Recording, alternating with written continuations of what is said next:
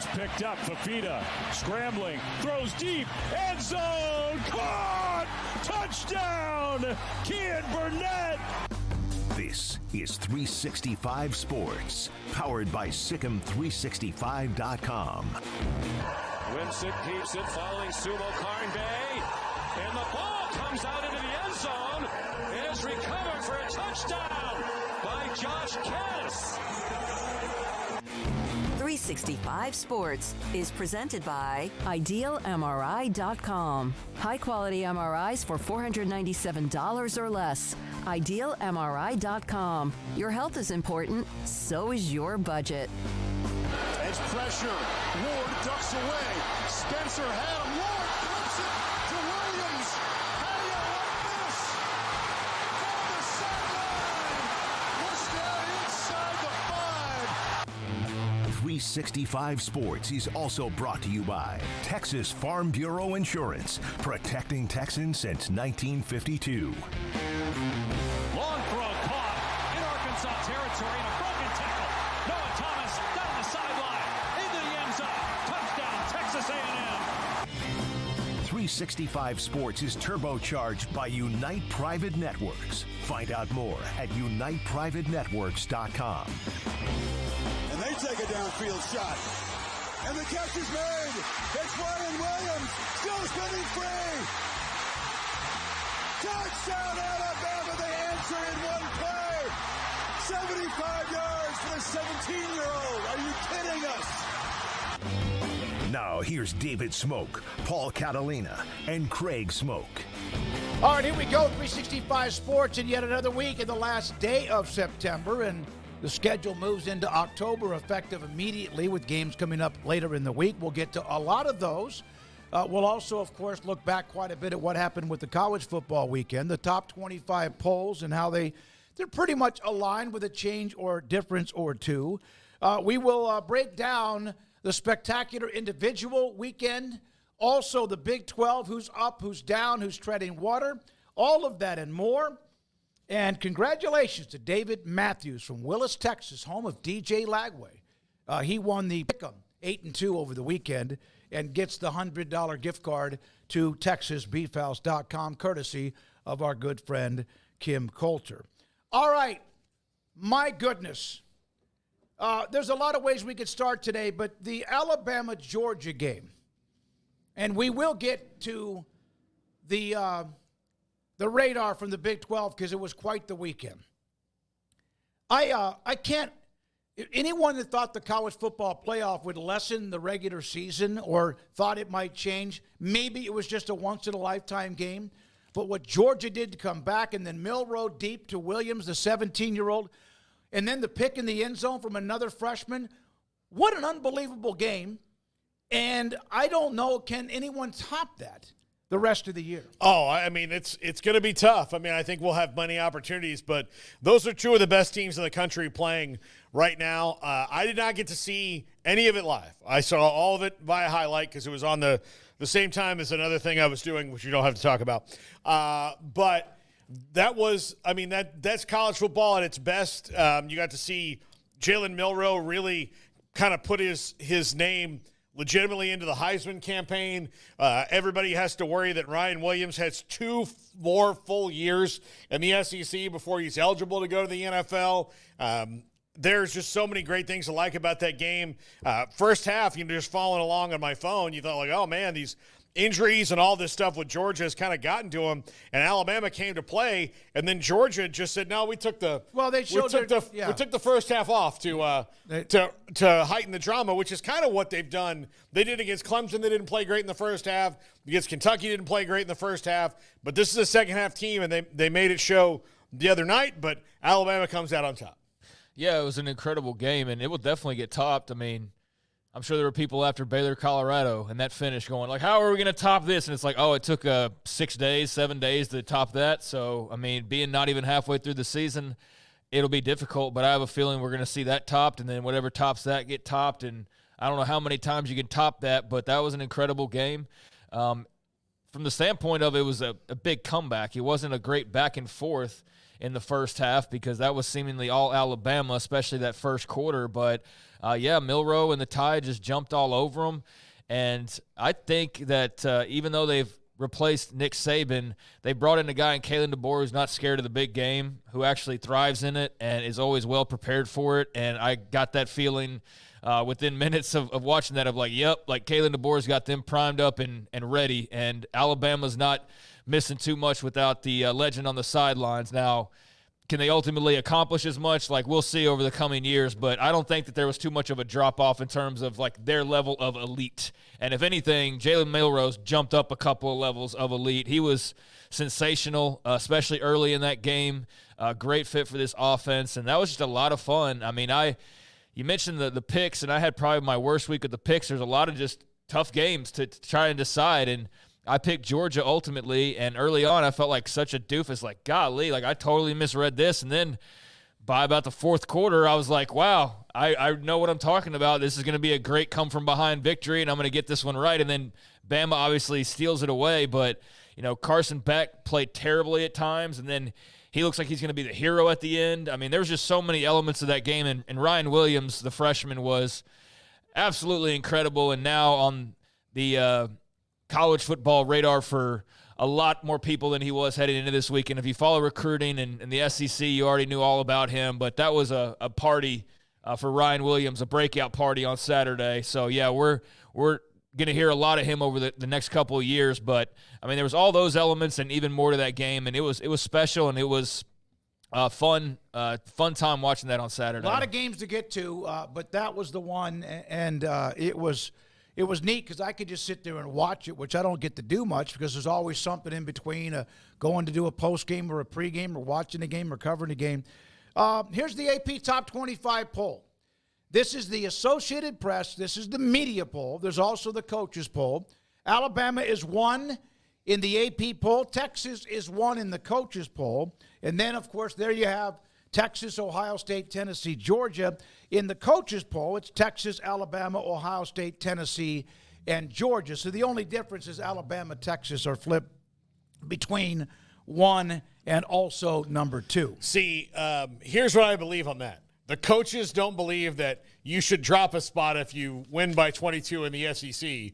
And the AP says, well, if, you beat the number 2 team in the country, then you go to number 1 when the number 1 team plays Mississippi State. I also think it has to do with one of the few logos in college football that is at the same level, or maybe because of the last several years, the last 10 or 12 years, even with last year's win in Tuscaloosa, it's one of the few logos that would jump them. Yeah. Yeah, all-time Bama's a bigger logo in football than Texas is. Yeah. I mean, they might not have as many fans or whatever, but they're in the competition for every single category. And the on-the-field stuff, like they get the check mark in a lot of those categories, especially national championships. So, yeah, they've got that type of identity that they could be somebody to jump an unbeaten Texas, but that's a very small group, and I don't even know, like, if there's even more than 2 others, if even that would fit into that group. But I think that's the excitement of the voters. I have no problem if you stay with Texas at number 1, though, because no, not at all. They handled their business. They're making it look relatively easy, even though I know that was a slow start against Mississippi State, and there was probably a little bit of concern early on of like, oh, shoot, was this a trap? Like, because they're so bad, like, did we not see this coming? But they dug out of that and were able to win convincingly. But, yeah, I don't think you could go wrong with either one of those 2 at number 1. Yeah, Paxton, he even texted me yesterday. He said, who's the AP? Well, it's just rankings, first of all, because the college football playoff is not decided at all by the AP or the coaches poll. And if Texas would have won big, Paxton goes, if they would have won 70-0, they still would have jumped. No, not that. But it was such an incredible game. And Texas took care of their business. They turned it over. Blue had a couple of fumbles, but we're not going to go down the rabbit hole. Everyone has an opinion about the polls, and that is yours, and that's fine. But I disagree. Now, how about UNLV and Haj Mahal, as they call him, Malik Williams? What a game. What an absolutely phenomenal game. As UNLV was in the top 25 in the coaches poll, now they're in the top 25 in also the AP poll, 13 of 16, 301 yards of total offense, 4 touchdowns. That was such a big story midweek last week. He comes out, UNLV wins big, and it seems like, at least for now, things are just fine in Barry Odom land in Vegas. Well, Matthew Sluka was passing at 48.5%.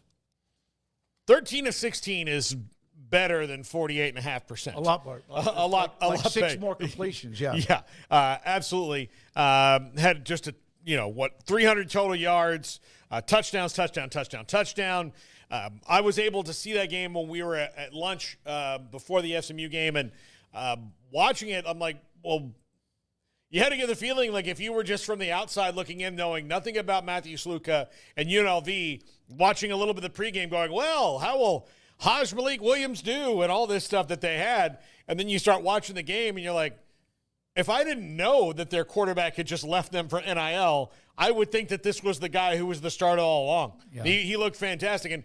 And Fresno State is not at their highest point that they have been in the last few years. They're still a pretty good Fresno State team. Yeah, I was happy for him. It was great to see that, especially given all the conversation last week. And I don't know Matthew Sluka. He's probably a swell guy, but something just smells wrong in that whole situation. And I think there's a little bit of something on everybody's shoe involved there, from the school to Sluka to whoever his agent is to, whatever other parties are involved. I don't think anybody smells like roses necessarily, but I think it especially stinks on the player side, this whole thing.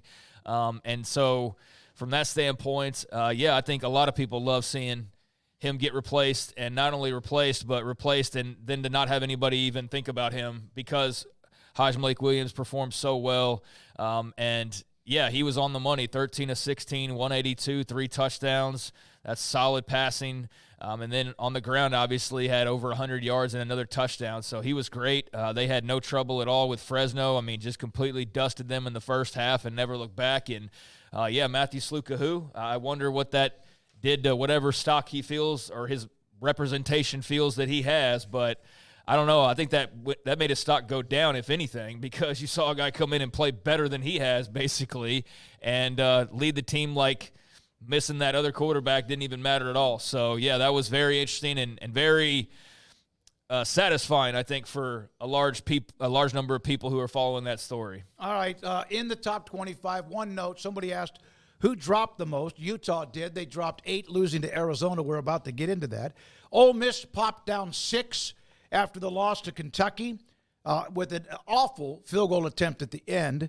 BYU jumps 5 after their dominant win. Despite having to hold on at the end, they dominated Baylor for most of that game and then had to hang on at the end. Louisville fell 7. They fell 7 after their loss. Boise stayed up 4. So those are the big movers and shakers inside the top 25 poll from 1 through 25 in the AP poll. The biggest drop, was definitely Utah, but Louisville was right there with them, and depending on what poll you look at, like by a spot or by 3 spots. And then also you mentioned Ole Miss as well, drop. But, Utah was the most significant in both polls, 8 spots in each of those. And I think it's still worth monitoring, especially with some of the stories out there that were actually out there on Friday. We weren't here. I wondered if Paul and them were going to talk about it, but I don't know if you did or not. About the SEC and the Big Ten getting together. But for the top 5 from the SEC, Texas, Bama, and then you have Ohio State giving the Big Ten their rep in the top 5, and then Tennessee, Georgia, and then Oregon, Penn State. So the top 7's all from those 2 conferences in both the AP and in the coaches poll, which is interesting. And if you want to go even farther than that, 9 of the top 10, 11 or 10 of the top 11, 11 of the top of I mean, it's 12 of the top 13. Yeah, you can keep going. You can keep going. And so and that's going to probably be the case. Yeah. Yeah, that's kind of where we are now. Well, okay, so now the Big 12. Iowa State's Matt Campbell, and we mentioned this last week, is now their all-time wins leader among head coaches. And he got the win. They end up shutting out Houston. I believe that was the score as they dominate Houston. It was a little sluggish early, and they take care of business. Here's what I have. You guys agree or not?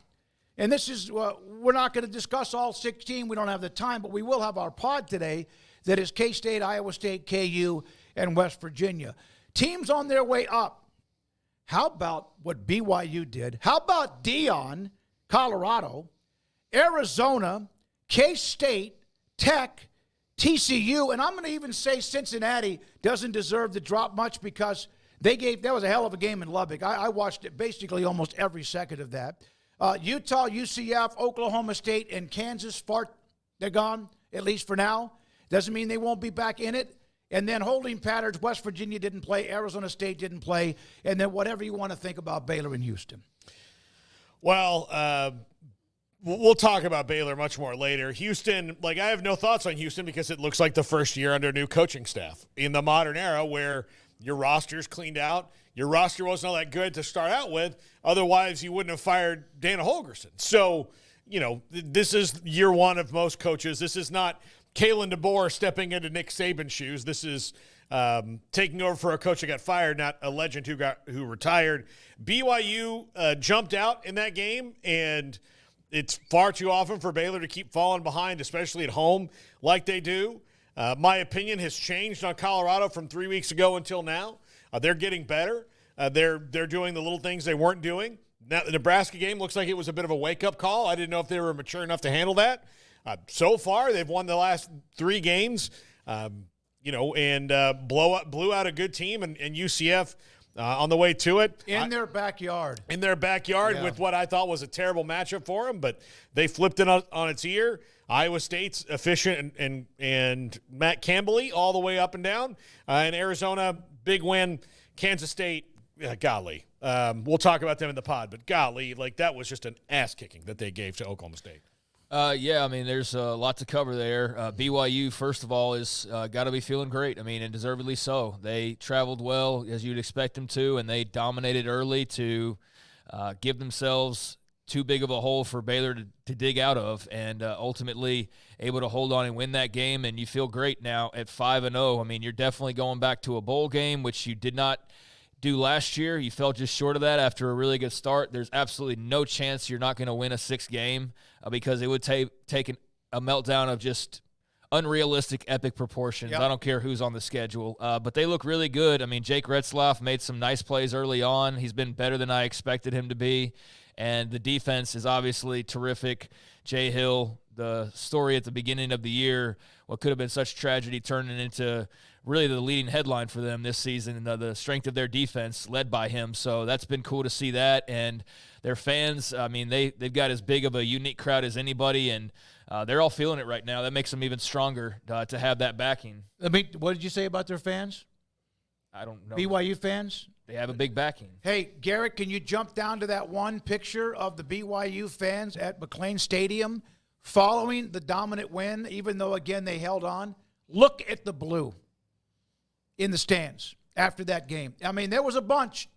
Knew there would be. So, Craig, I'm sorry, but I wanted to show that picture since you brought up the fans. Yeah, it didn't quite look like that in person because that makes it look like it's the whole thing, but it looked pretty close. All their fans congregated in one corner. That's still a lot of fans. No, I'm just saying that makes it look like it's a home game. No, and it wasn't quite that extent, but it was close enough, so I'm not taking it away. It's just that can kind of make it look a little bit different than it actually was, but it was close enough, and they were definitely loud and proud early on, and like I've said a couple times now, they traveled really well, which was not a surprise. It was good to see a lot of great BYU fans. I think they've been an excellent addition to the conference, and right now they're on top, so just keep doing what they're doing. They're scoring a lot of points, and they're playing good defense, and that's a great recipe to win a lot more games moving forward.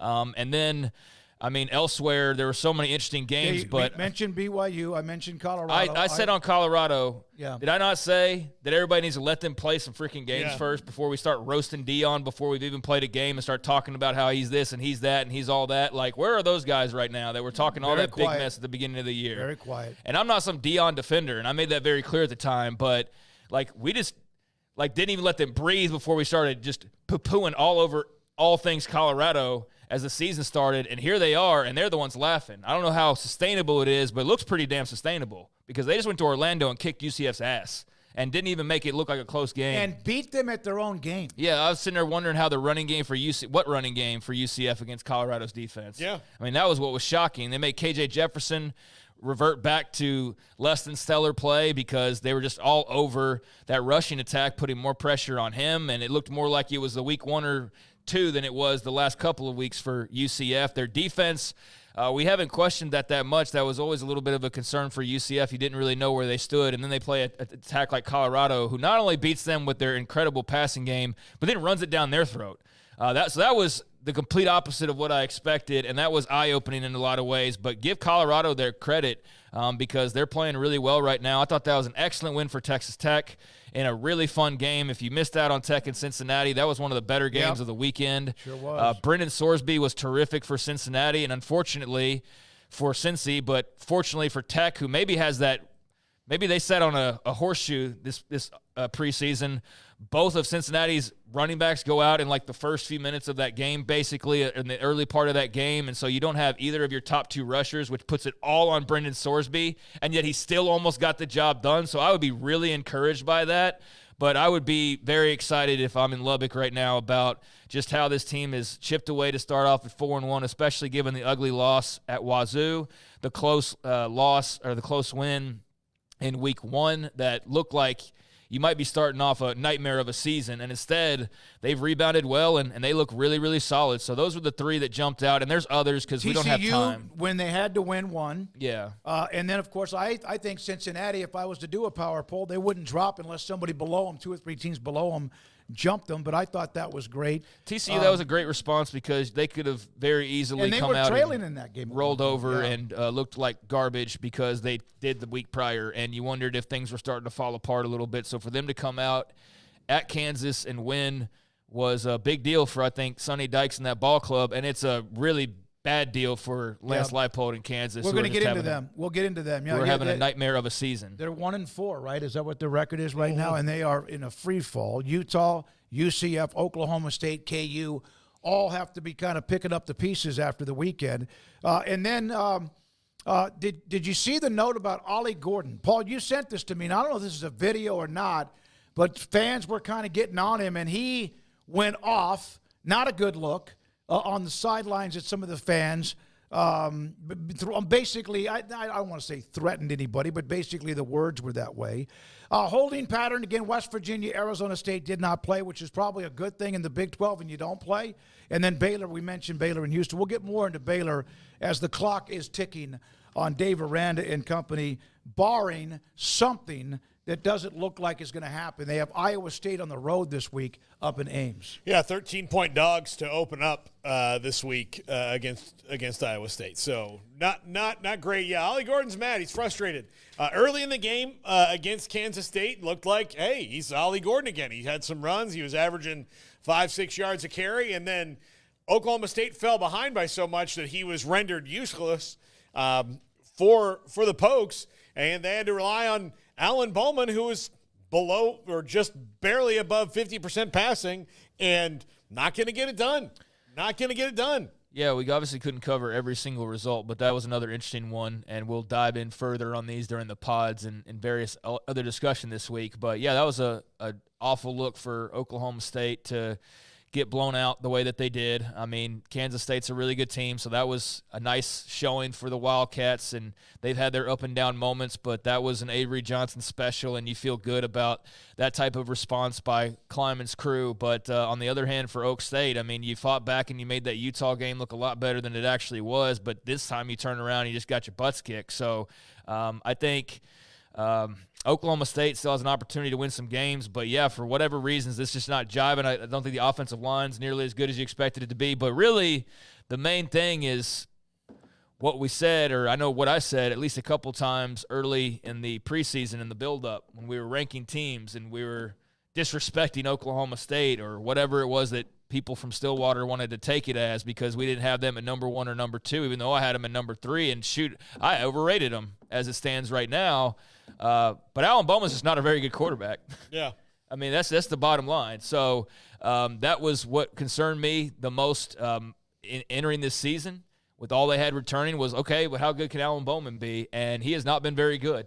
And he came back in at the end of last week and kind of put lipstick on a pig a little bit and secured his starting job back, and he's going to be the guy moving forward. And then you turn around and you have a performance like this. And, yeah, it's just you can throw for a lot of yards. That's all well and good. But if it's 50% completion percentage and you have more interceptions than touchdowns, I don't care if you throw for 5,000 yards. It doesn't matter. It's all empty. And so he had like 360-something, but he had 2 picks, like 50% completion. I mean, that's just not going to get it done, and he's not getting it done, and that's a big part of why they're not getting it done. And Ollie Gordon's got to be careful because he does have a little bit of a temper. We saw that last year. We've seen it now a little bit this year, and I know frustrations are mounting, but he's got to remember he's got a bright future to worry about, so you can't be having character things on the sidelines and whatnot. No, you can't. Not only for right now as a teammate, but also for what the scouts are looking at too. But yeah, he's been kept in check. By the way,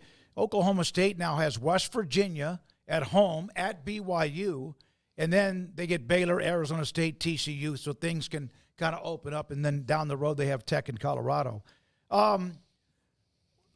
Let's get into the Heisman Trophy right now. It's too early. It doesn't matter. But Ashton Jeanty had another incredible day. Like, insane what he did against Washington State. He now is on track right there with Barry Sanders for the all-time most yards rushing in a season. Now, can he keep this up? I don't know. Maybe he can. He is a highlight. I saw RG3, Matt Leinart, Dane Brugler, among many others who are NFL-type talent guys. He is putting on a show for Boise State. Yeah.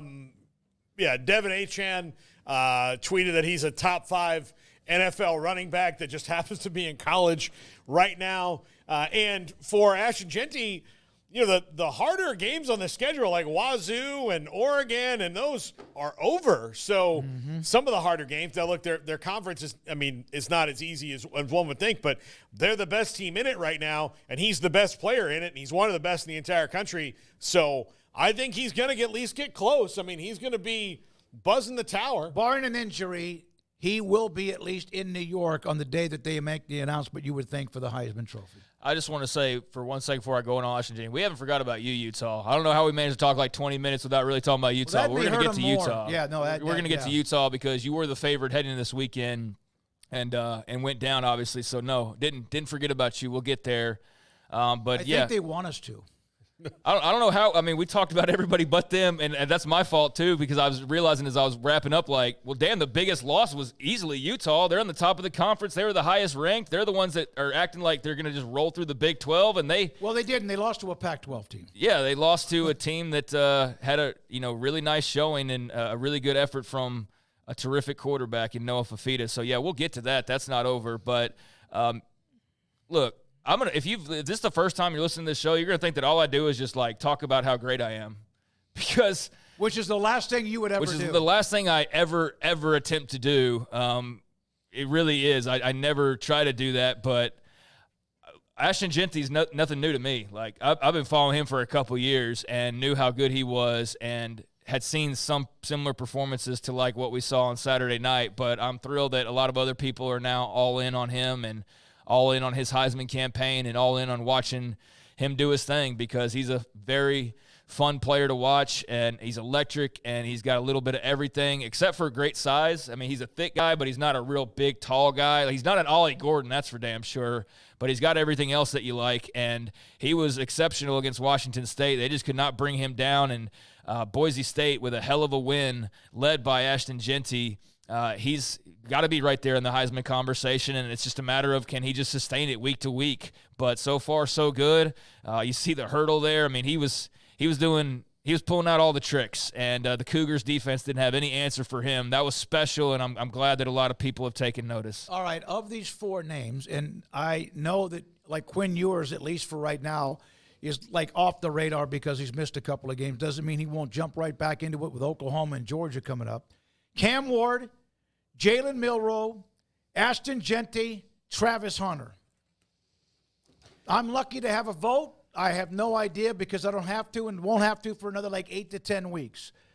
Is there someone I'm missing?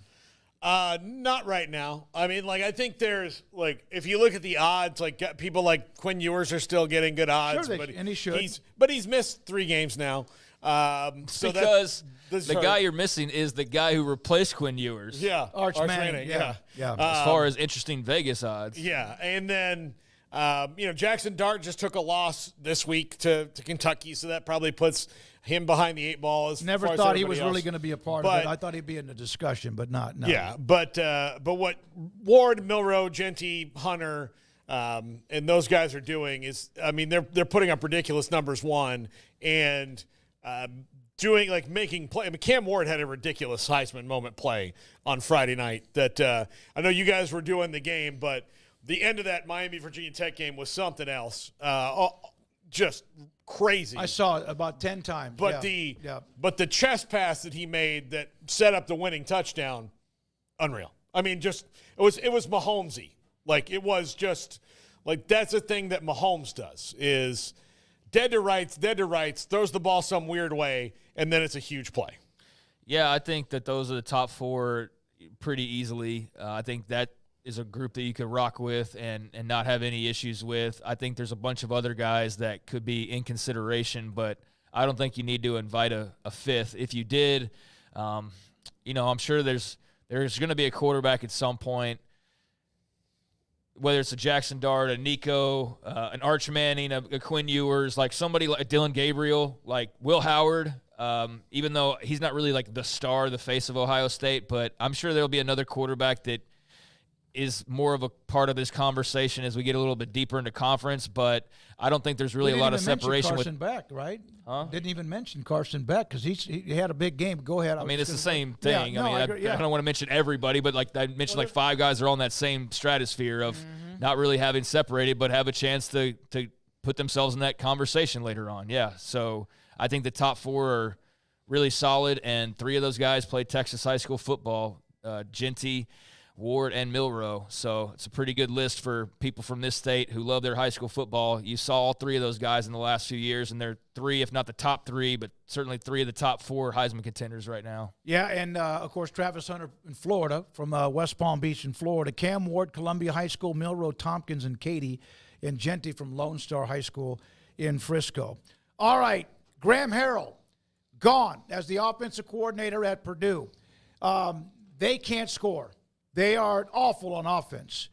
He is no longer the offensive coordinator, and he was at West Virginia. Of course, we know his history, unbelievable college quarterback at Texas Tech, but he is out at Purdue. And here's one reason why. This is from Dan Wetzel. As I excruciatingly was watching that game between Purdue and Nebraska, these are the possessions, for goodness sakes, in the first half. Those are all the possessions. Missed field goals, 4 missed field goals, 1, 2, 3, 4, 5, 6, 7 punts. Nebraska got inside Purdue's 30 4 or 5 times. They can't kick field goals. 2 of them blocked. Purdue scored a quick field goal in the third quarter, and that was pretty much it until a touchdown at the end of the game. I hate it for Graham Harrell. Good dude, and it's Texas, but he is out at Purdue. So is Purdue's special teams coordinator also out based on all the missed field goals? Are we just pinning that on Grant Harrell too? Sounds like they are. He's the scapegoat. But, yeah, I get it. They were terrible on offense. Good luck to him. I'm sure he'll have something to fall back on, but it's not been a really great upward trajectory for him these last few years. There was a time when he was at North Texas and then went to USC where you were starting to think that he's getting close to maybe elevating to go take a head coaching job sooner rather than later. And then the USC situation works out the way that it did with Clay Helton, and Lincoln Riley comes in and basically snubs Graham and a lot of that staff, and just they move in and there's 2 staffs living side by side and not really the new one acknowledging the old one all that much. And you're suddenly out of a job with, out much consideration, and that kind of popped that bubble. And then you go to West Virginia for a year, and then obviously this gig the last year and a half with Purdue and a new staff there, and it just has never gotten going. And you were a big part of bringing in Hudson Card, and remember we all thought Hudson Card was going to be some great player when he left Texas, and he's had some moments here and there, but he's also had a lot of just bad performances, and that's been in Graham Harrell's offense. It's just not good enough. It's not good enough to win games, and much less, get bowl eligible, or even in the medium types of goals, much less, something bigger. So I think this is, a little bit of a scapegoat, but I think it's a move you had to make based on what we've seen so far. Yeah, it's unfortunate for him. He'll end up getting another opportunity somewhere else, but it won't be any longer at Purdue. Somebody brought up the quarterback at Navy when it comes to putting up big numbers. He's not going to win the Heisman, but he's had a hell of a start with both Army and Navy unbeaten at 4-0 for the first time since the 40s. I saw, Paul, you mentioned that on Friday. Now, we have a Big 12 pod around the corner. It's the Big 12. Is it the North? Is that what we call KU, K-State, Iowa State, West Virginia? But Paul Catalina, BYU comes into town. One of the things that Dave Aranda said on Monday of last week was that he wanted to see the team start fast. He wanted to see energy on the sideline and whatever else. I'm almost tired of listening. And I know a lot of fans are. And, oh, by the way, there's a lot of fans that did not go to the game on Saturday because that's the way it seemed like some fan bases, okay, we're not going to go. We're pissed off. We're not going to go. But 28-7, 21-0, that game was over even though it wasn't. It was like Georgia, Alabama, but I'm not comparing the talent, although BYU's top 20. My God, that was disgusting on Saturday for about 2.5 quarters. Well, look, the issue isn't that. Look, they it reminded me of UCF with the bad result last year. UCF they fell way behind. Now that game was on the road, but you can't keep falling behind in these games like this where you're clawing back out. Particularly not at home where you're supposed to have some sort of advantage, which they haven't. 3-8 the last 2 years at home. Those 3 wins are Long Island, Air Force, and Tarleton. So they should be beating those teams at home. They're not winning conference games at home. They keep falling behind, or when they are ahead, they can't close things out. Colorado is not the first instance of that. It was the most maybe spectacular instance of it, but this is not something new to this team over the last couple of seasons. Even going back into the latter part of 2022, they've got real problems that they have not solved yet, and I don't know if he has much of the fan base left to support him, and so it puts the athletic department in a position where they have to either find an excuse why they have to soldier through, or they have to make a coaching change. Neither one is acceptable to either side at this point, and so you're going to have a bit of a stalemate for a while on people's enthusiasm with the football program. And that this week they go up to Ames, where they're going to be a 13-point dog in a place that even when they've been great, they don't play well. That game in Ames could have been 27-3, or something. That would not surprise me at all the way they played defense. Craig? Yeah, I mean, I got a lot to say on it. I won't say everything that's on my mind, but I'm just tired of it, man. And I know everybody else is, of just walking away from every game with some new level of disappointment and heartbreak. And not so much heartbreak for me. I'm not a fan of Baylor like that, but I am a fan of the players. I'm a fan of, obviously as somebody who covers them, I want to see them do well. When they're doing well, it's more fun to talk about them. It's more fun to cover them. And it hasn't been fun to talk about them or cover them for going on nearly 2 years now. It's mind-boggling how you start off that way, giving yourself a 21-0 deficit just right out of the gates. And I know, hey, give BYU credit, their scripted drive. That's how that goes sometimes. You give up a scripted drive. Okay, fine. That's fine. But you turn right around, you throw an interception on the very first pass. It's a batted ball, but, that's somebody's fault right there. Okay? Place the blame wherever you want to. But bottom line is it happened, and then they turn right around and they score again. And then you come back on offense and you do nothing, and they score again, and it's 21-0. It's less than 10 effing minutes into this game. Of this game where it's obvious half the crowd's already checked out. I was walking up and I'm like, man, it seems kind of quiet today. Wonder what that means. And the damnedest thing of it is how dare you revolt after the Colorado loss? I know that there was some coaching malpractice maybe. There was definitely some lack of player execution, which I don't think no-showing really supports them in any way. But that wasn't that wasn't, as much as that was heartbreaking, I don't know if that's the game that you protest after, because they left it all out there and got to overtime. And, yeah, a fumble here and a drop there. I get it, but I didn't feel like that was the game that you go, all right, we're out. Because do that when you, BYU's up 21-0 and kicks your ass like that. That to me that didn't sit well with me, but I understood it. I understood where people were coming from because it didn't matter the style of which the game that went. It was just simply another loss and another close loss and another painful loss. And so I understood, but I was really, really disappointed in that. because I feel like if you're going to make a statement, that wasn't necessarily the game as emotional as that was to make it right after, being back at home. But nevertheless, I don't fault anybody for that. It's just I thought that was not necessarily the right choice or the right timing. But you walk in, it's half full. Half of the half is BYU, basically. And it was just a total S show from the very beginning and for the first portion of that football game. And then by the end, it's like they get your hopes up, get within 6, and have multiple drives to take the lead and can't do it. They've been going up and down the field they're in the the second biggest half. Yep. teases in all of college football, man, and they always leave you unsatisfied. And it's just tiresome, and it's just not fun. And I, am and here you're not because even a fan. You're just covering. I'm just covering the team. Yeah. And I'm sitting there going like, what my thought was leaving that game on Saturday?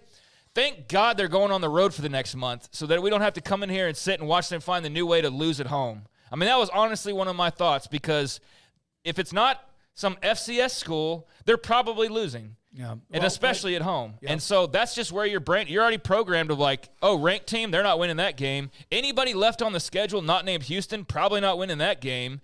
And you know what? Who beat them last year? It's deserved. Yep. I mean, you've dug your own hole. You don't win close games. You have no clutch genes. You cannot finish, and you cannot start. And you didn't do either one against BYU, and that's what's going to get Dave Aranda fired, if anything. It's not fans are impatient or whatever. We've been all, media, fans, whoever, plenty patient at this point. 2021, guys, was 3 years ago. Yep. Nothing really all that great's happened since then. Now, I think the 6 and 7 gets poo-pooed on a little bit too much. Like, they did make the bowl. That gets tainted by the bowl game and how awful that bowl game against Air Force was. But since then, it's been nothing but bad. No big wins. No big wins. No big home wins. Nothing of substance. And everybody else around you is at least getting a little something here and there just to satisfy their taste buds. And you're giving your fans rice cakes over and over again, and then wondering why they're complaining about how awful the food is and how hungry they are. You know what I mean? Like, it's what you're feeding them, and what you're feeding them has been bad for going on for far too long now, and this is not a good spot for them to be in. They ended up with losing by the game that set off the fire was the Kansas State game at home in 2022 when they were 6-3 with wins at Texas Tech, at Oklahoma, and Kansas State beat their ass 31-3. Then they, of course, lost to TCU and then lost to Texas to close out the year. Now, and not only are they not clutch, but their losses are excruciating. Like the number of at least agonizing they're not boring losses anymore. Huh? They're not boring losses anymore. No, please. I mean, I said this against Colorado. I'd rather get beat by 4 touchdowns than lose like they did to Colorado. And I know plenty of people will disagree with that. I'm serious. I still say that all these days later. I don't know how it was any better that you lost at the end as opposed to getting blown out. Getting blown out at least would make the decisions a lot easier, you would think. We will hear a comment or two. Craig, thank you very much. Pretty much just let you go.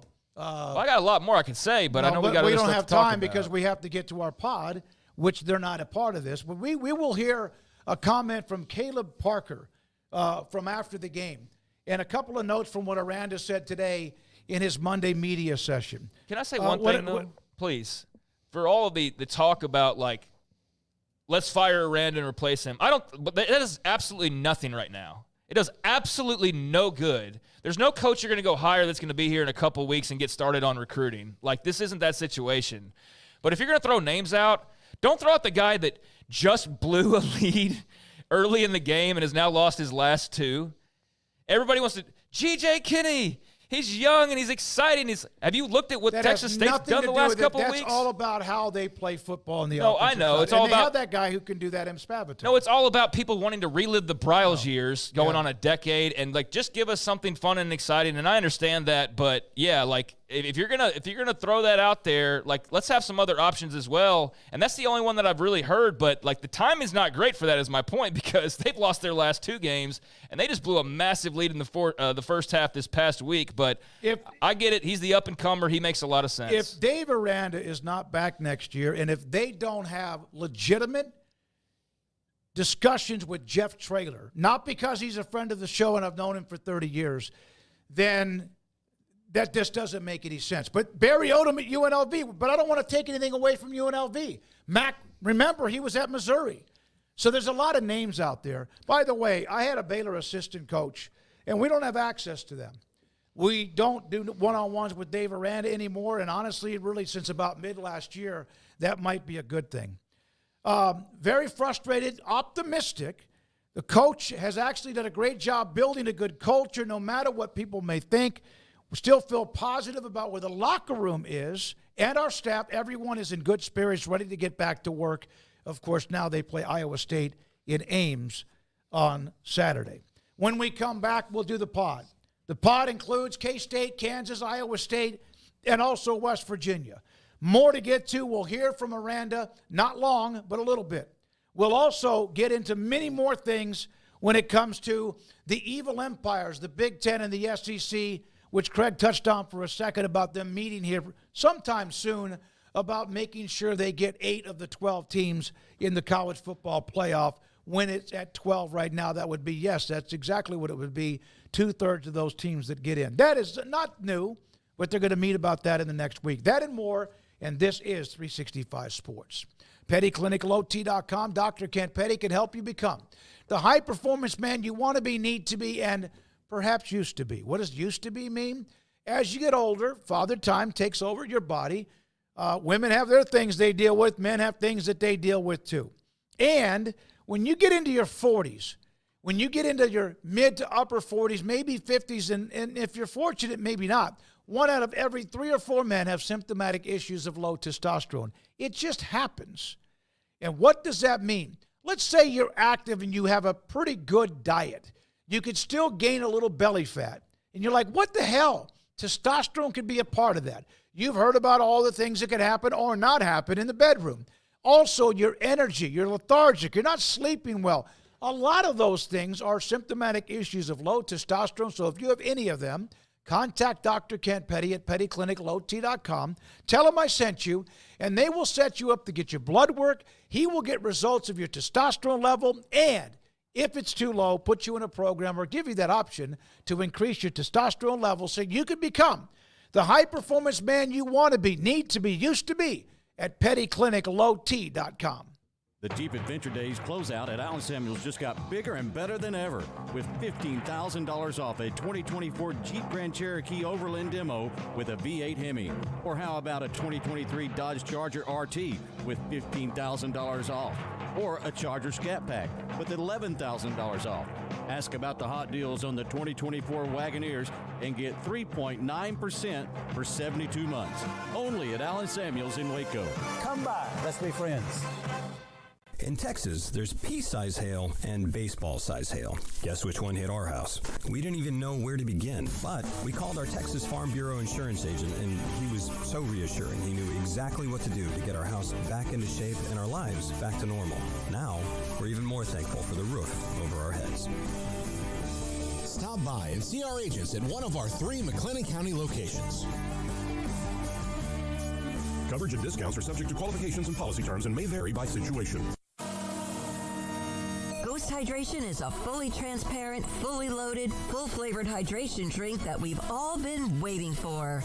Ghost is caffeine-free with electrolytes, 0 sugar, and low sodium that'll hydrate your body before, during, and after your workout. Consumer loved with authentic flavors, so grab and enjoy a Sour Patch Kids Blue Raspberry and Red Berry, along with the Kiwi Strawberry, Orange Squeeze, or Lemon Lime. Ghost Hydration can truly be used anytime. Remember, it's formulated for sports, but made for life.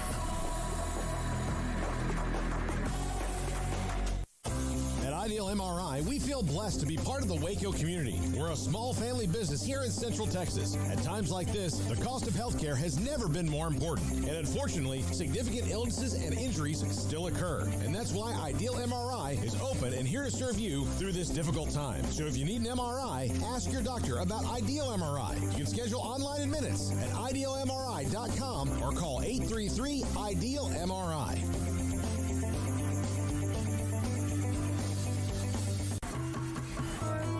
When you work work with a bank, you should expect the best of everything. That includes face-to-face personal service and the kind of community banking care that only comes from one neighbor to another. That's exactly what you'll get from the First National Bank of Central Texas, where you will know your banker works just as hard as you do. Once again, that's the First National Bank of Central Texas. Settle for nothing less than the first. Member FDIC.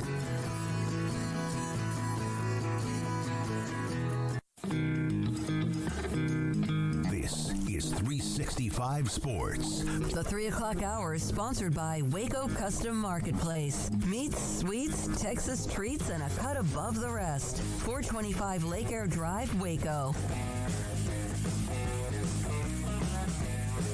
All right. Came up with the idea. I didn't. Pods, 4 different pods of 4 teams, and we split them up.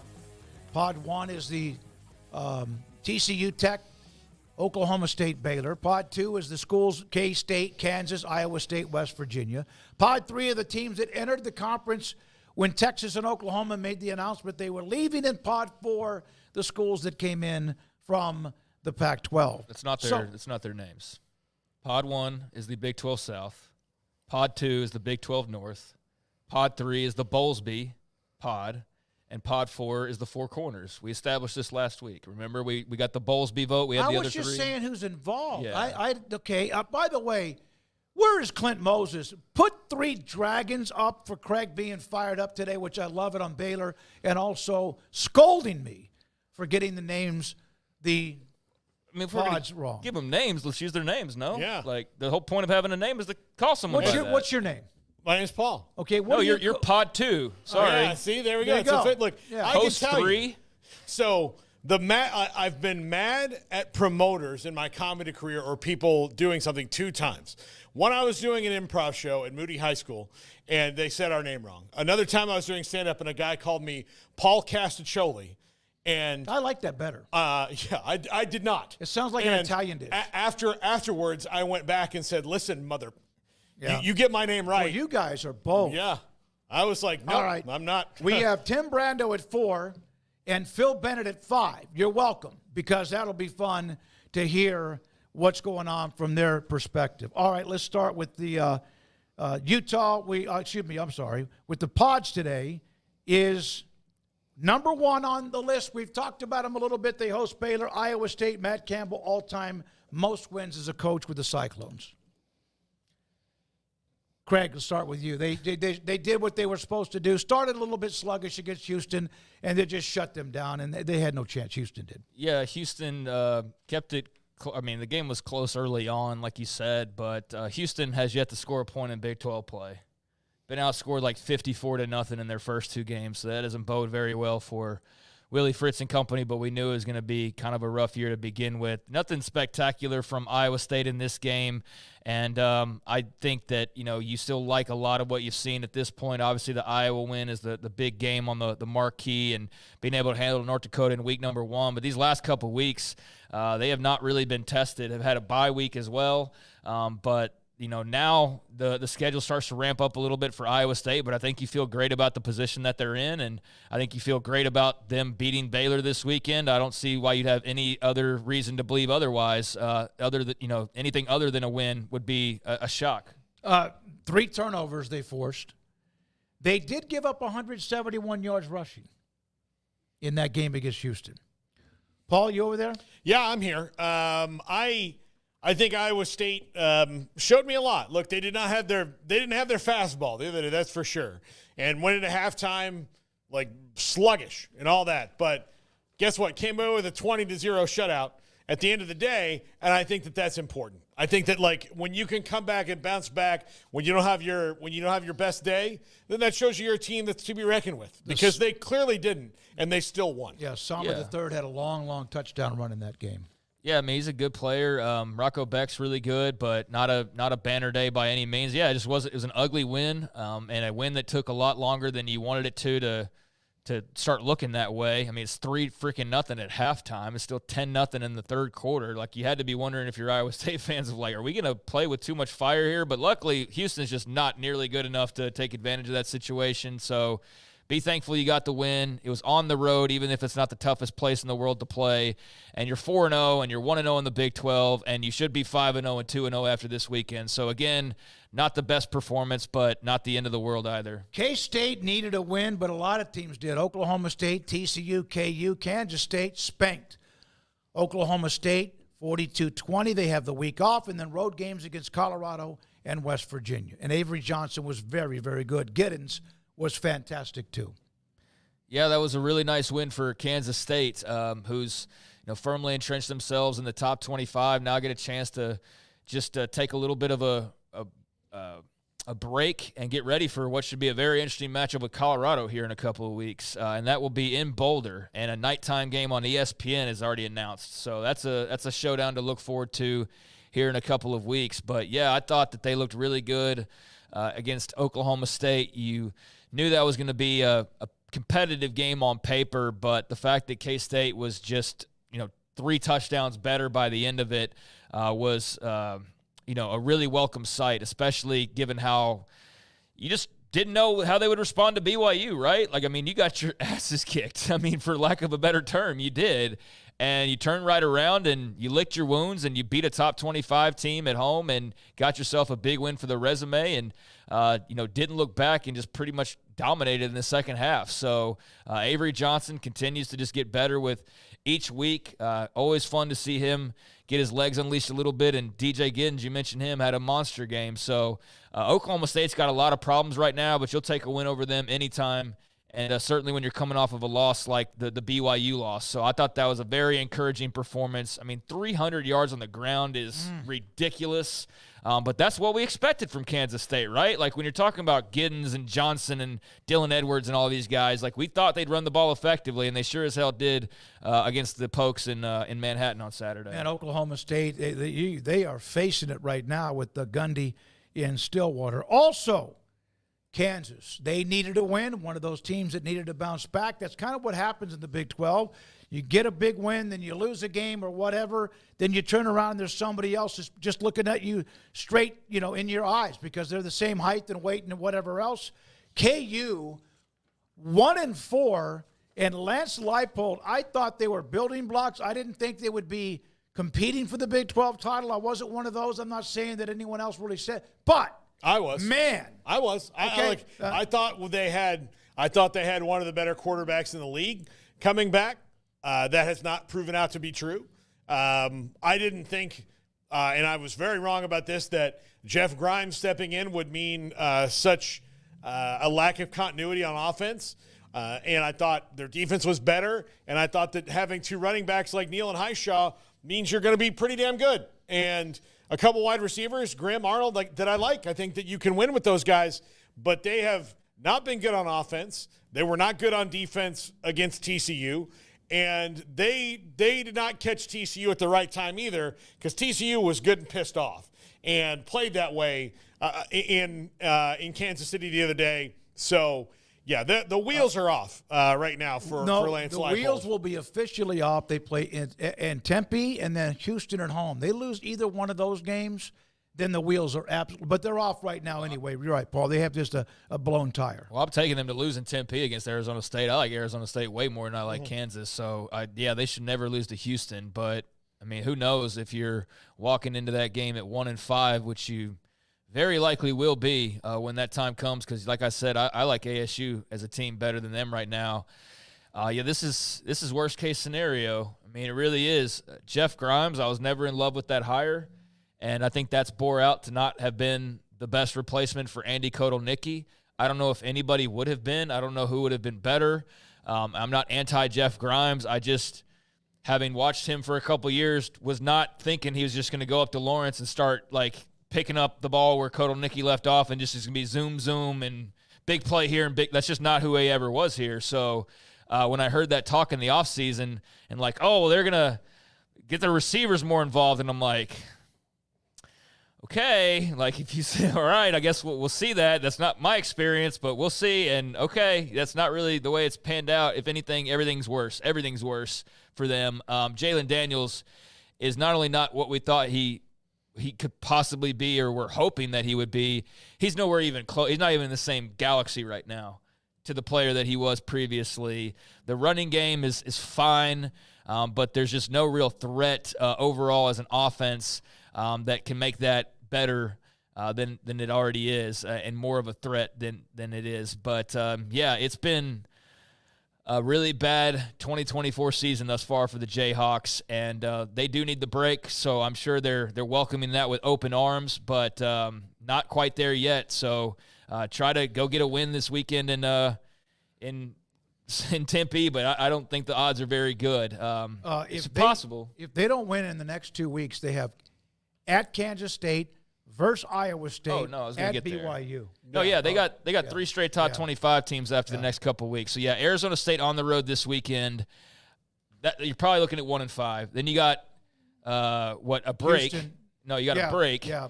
And you really need that because you might be 1-5. It's still, you're at best 2-4. Then you get the break, and you should have Houston. That should be a win. But beyond that, number 20 team, number 16 team, number 17 team, Colorado could very well be ranked by the time you play them. And then Baylor on the road, which at that point you might be 1-9 or something or 1-10 or whatever for 2-9 for all we know. So it's been bad. It's been so much worse than anybody could have anticipated. Even if you're a K-State fan that hates on KU for a living, you still weren't predicting this, even if you thought they might have a little bit of a drop off. All right, last team in the pod, then Tim Brando joins us, is West Virginia. They had the week off, had the nice win against Kansas. They now play in Stillwater. Games on ESPN2 on Saturday afternoon. I don't know where Oklahoma State's headed. I think this feels to me like, a 2022 Oklahoma State team and not the 2023 team where they think they have all their ducks in a row, but they really don't have as much talent as they thought they did. They have the sad thing is they have really good wide receivers. They have an elite running back, but the offensive line's underperformed. Alan Bowman's Alan Bowman, and their defense is bad, so they're going to fall behind in a lot of games. So, West Virginia is. Sorry. Yeah. So West Virginia. So we just took out a pod team. No. So West Virginia, though, to that end, should be able to take advantage of them with their running game, but they've also been hot buttered crap a couple times this year. So we'll see. So when we go to pod 1. I'm not in a good mood right now. I know, but you got to have a sense. Mood. But when we go to pod 1, we don't have to talk about Oklahoma State. Yeah. Craig? Yeah, I think West Virginia is happy to be where they are given how the season started off with, and Oklahoma State's right for the taking. You're coming off of a situation where you've been able to breathe a little bit easy, kind of lick your wounds, get your ducks in a row, and I think that you're in a still pretty good spot if you're Neil Brown and company, given what it felt like after a couple of those losses where all of a sudden you had hot seat talk start back up and things like that. Now that has been able to just sort of die on the chatter vine because they haven't played in a few days, and you get a lot of time to prepare for what could be a really great win for you in Stillwater. And Utah just rolled in there and showed you that it's not impossible to win in Stillwater. In fact, it might be easy against this year's version of the Cowboys. I expect Oak State to have a good performance, though. But, West Virginia is just one of those teams that I don't really know. Like, they just kind of reside in the middle, right? And I don't really know if they're pointing up or they're pointing down right now. Based on their win over Kansas, they're pointing slightly upwards. If they can go beat Oklahoma State and Stillwater, then you're definitely looking upward. Although West Virginia, we talk about schedules.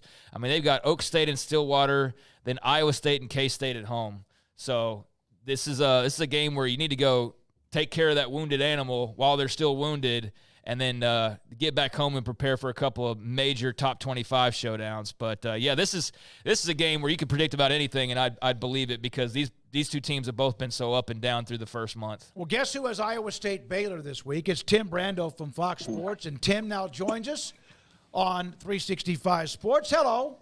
Hello, gentlemen. How are you? We're doing well. Great to have you. I know we'll get to the game you have this week at Iowa State and against Baylor and all that. What were your thoughts watching that classic in Tuscaloosa, that back-and-forth crazy game between Bama and Georgia? Well, the great thing about doing the Friday games, and I'm done with them now for the next couple of weeks. I'm going to be doing Saturdays. As a matter of fact, I just heard you guys talking about West Virginia. Obviously, the suits at Fox believe that West Virginia is pointing in the right direction. And frankly, I think that they're a very dangerous team right now in a league that it's hard to find a dominant team, but we see a lot of really good teams. And in my opinion, West Virginia can be one of those. And the game with Iowa State and Baylor is not going to be a walk in the park for the Cyclones. But I also believe that West Virginia is one that could be lying in the weeds a little bit for the Cyclones. And we've got them in prime time the following Saturday. So I've got Iowa State for the next 2 weeks. Just found that out. Breaking news. So I've got the Cyclones, Devin and I do, for the next 2 weeks in prime time on Fox.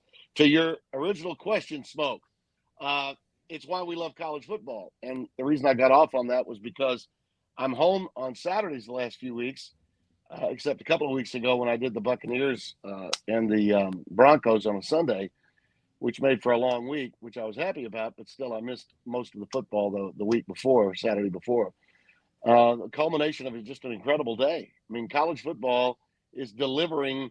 This regular season with the expanded playoffs is as exciting as I thought it would be, and it's only going to get better between now and November, when we're trying to see who can fit into that 9, 10, 11 hole for those in the Power Four, and who might be the 12th team that gets in from the group of 5.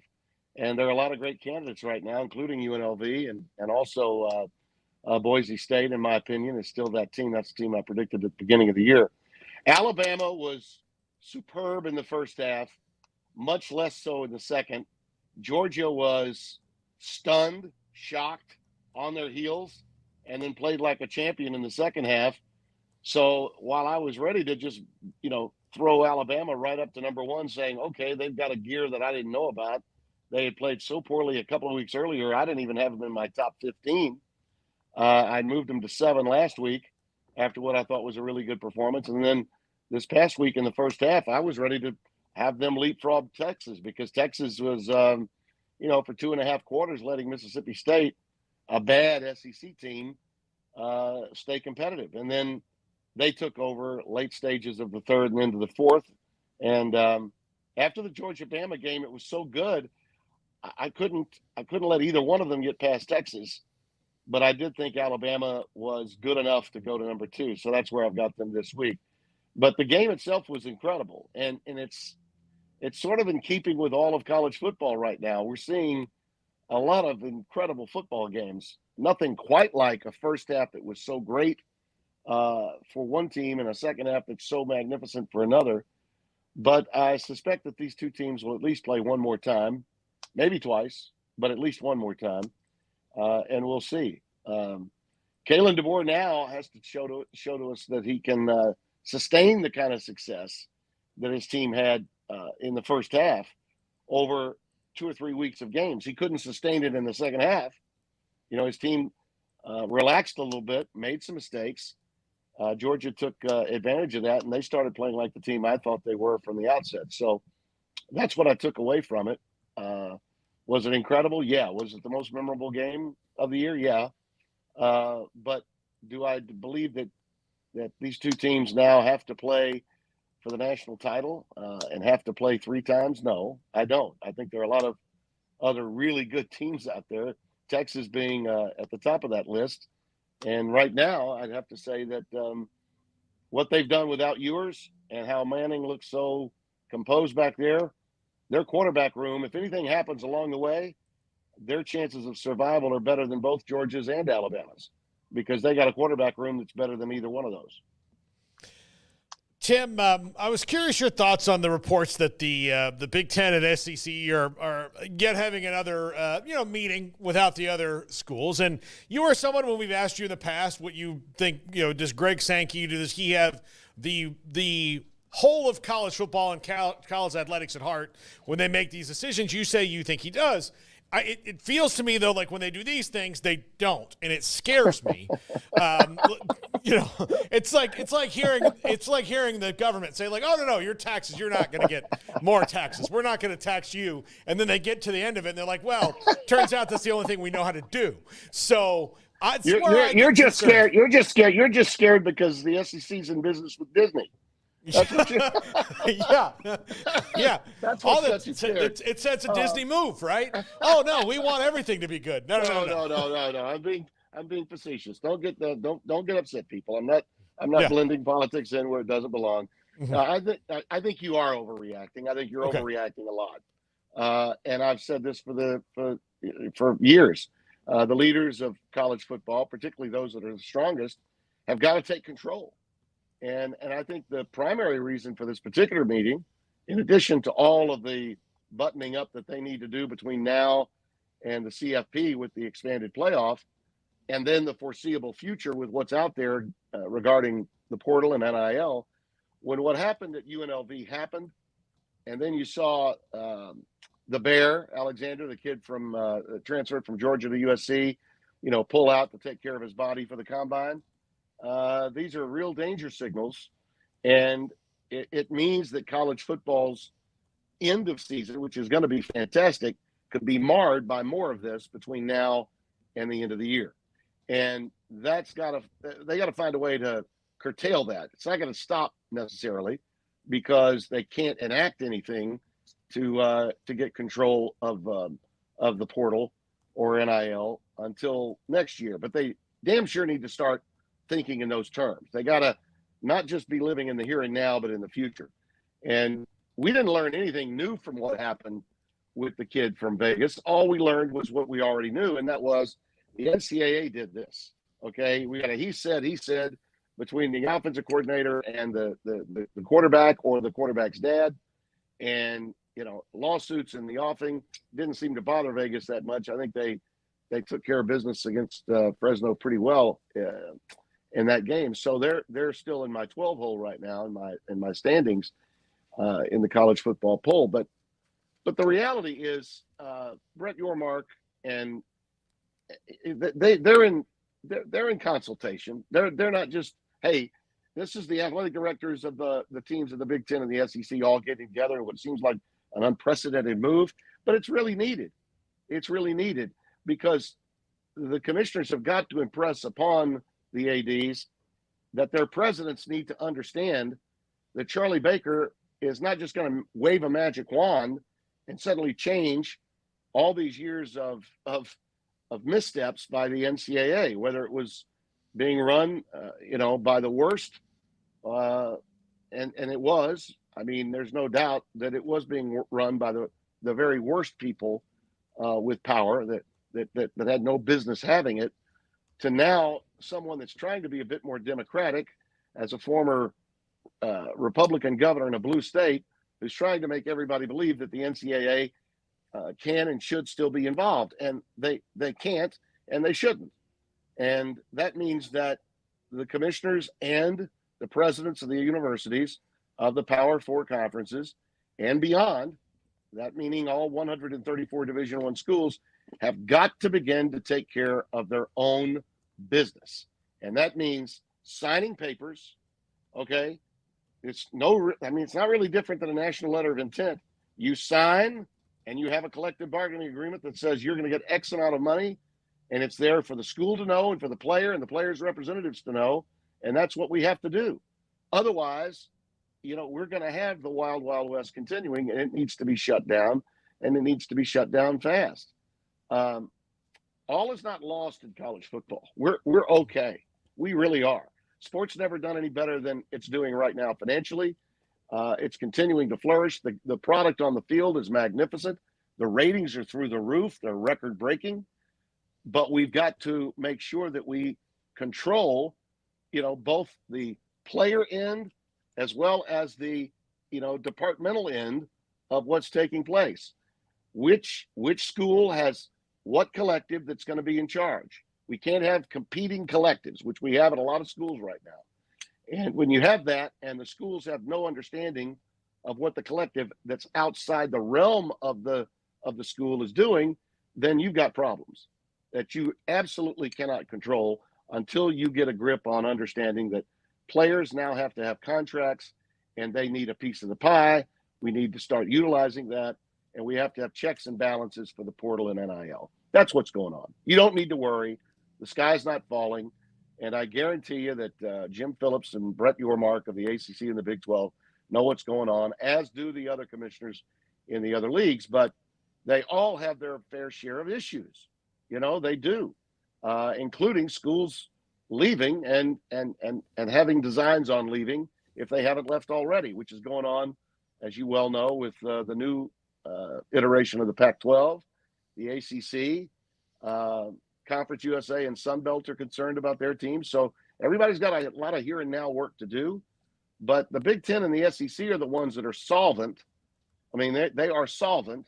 So they need to be looking at the big picture and how to protect the sanctity of the game. And I think that, if you'll pardon the metaphor, who better than Sankey to look at sanctity? So let's go ahead and let him do that along with Tony Petitti, because those two guys have similar situations and are wielding the most power, and they really should. I think the others will follow. There have been times when they've done it in a very selfish manner, and I'll call them out when they do. You know that. But in this case, they're not. Speaking of TV ratings, Tim, Colorado is 4-1. A lot of people ready to just completely, set them aside after the Nebraska loss. I think Nebraska's actually a pretty good team. And granted, Colorado hasn't beaten anybody ranked or like that's necessarily at the top of the food chain yet. They'll play K-State here in a couple of weeks. But what have you thought about Dion and company getting off to this start? Is it like last year, or is there maybe a little bit more substance to it this time around? No, I think there's a lot more substance to it. And here's why. I think a lot of people felt UCF was going to win that game, and that UCF was going to run the ball and exercise its dominance and its power run game. And with KJ Jefferson back there and that Harvey kid, who's a really good back, that they would be able to keep the ball away, from Shedeur Sanders and from Travis Hunter. And that did not happen.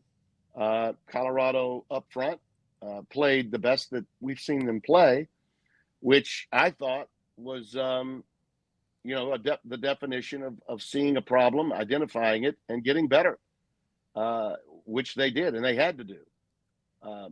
But to do what they did with the explosive plays and the dynamic overall play of Travis Hunter, I think that they're, we're going to look back, perhaps, maybe not, but perhaps, at the seminal moment being that incredible throw that Shedeur made against your Baylor Bears, because if that game goes away, if Baylor wins that game, I don't know that they would have had the confidence to go into Orlando and do what they did at UCF. That was a confident group that felt like, okay, we are this, and we can go in and dictate pace of play and tempo, and we know that our skill position guys are far superior, regardless of what beef they may have up front and how much Gus Malzahn wants to control the ball.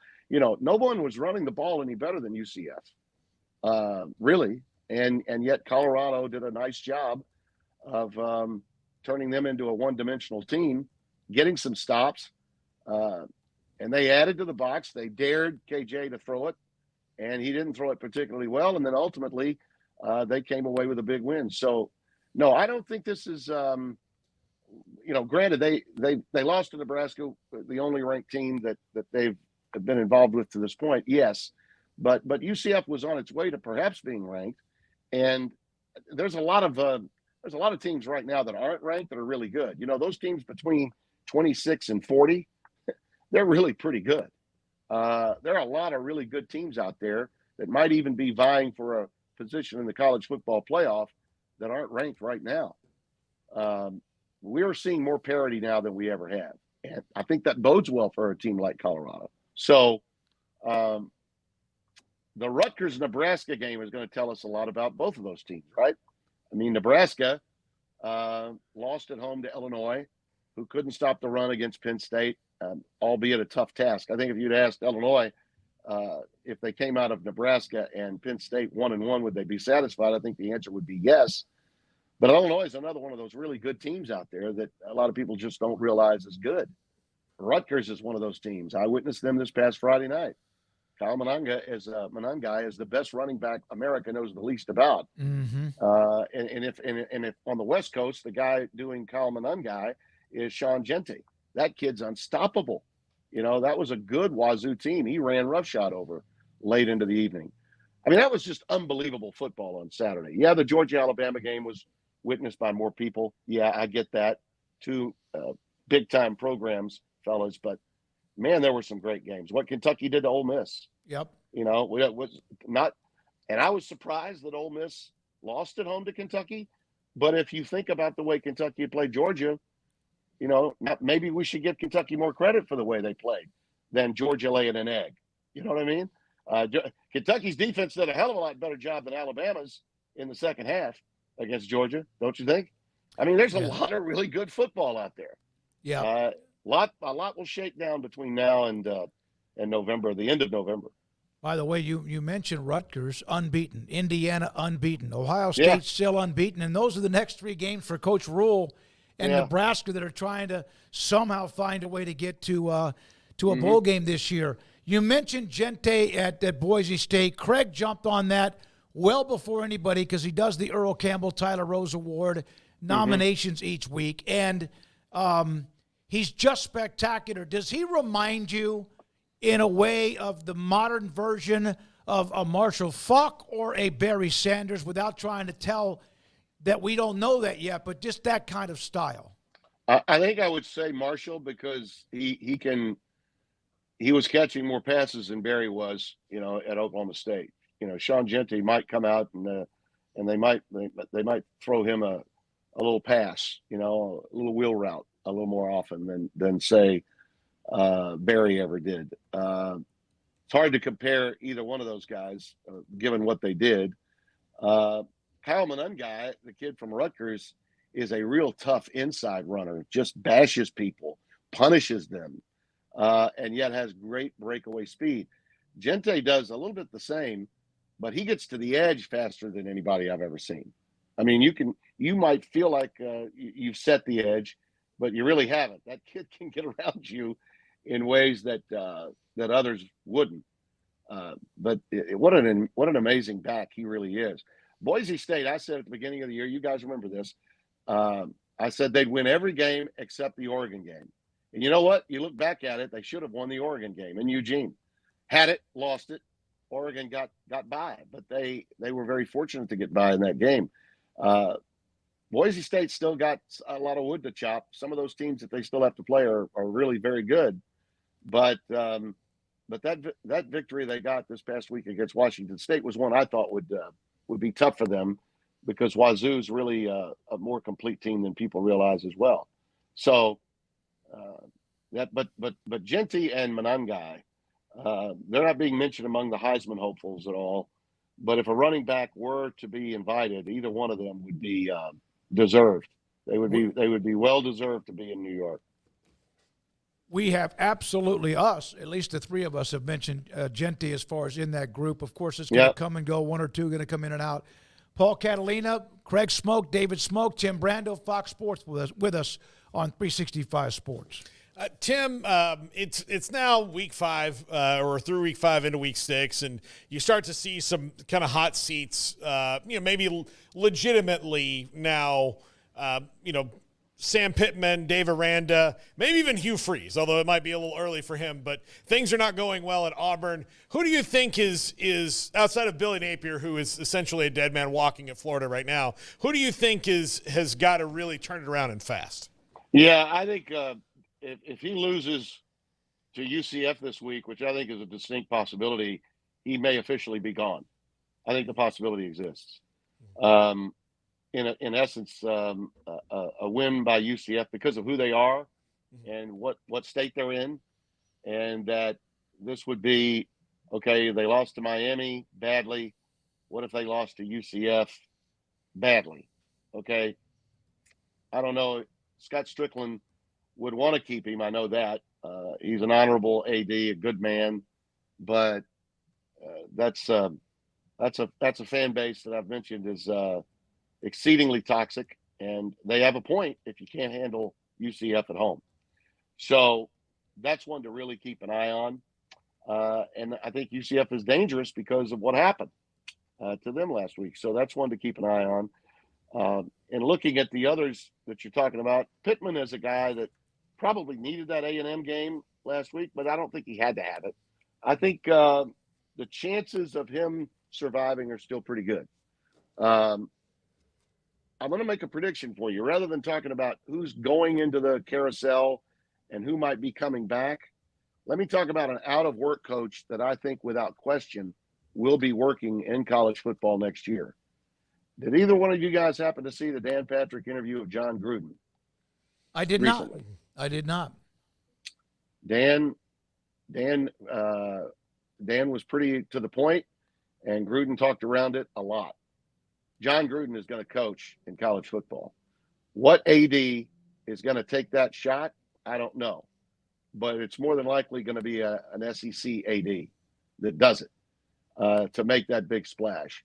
And, there was a time when we used to scoff every time Gruden's name got, bandied about by the local media whenever they were firing a coach. It was like, okay, John Gruden's the top candidate. Who else we penciling in? Remember that? It was laughable. But now with John out of the NFL and seemingly for good, the itch is back. He's got to scratch that itch.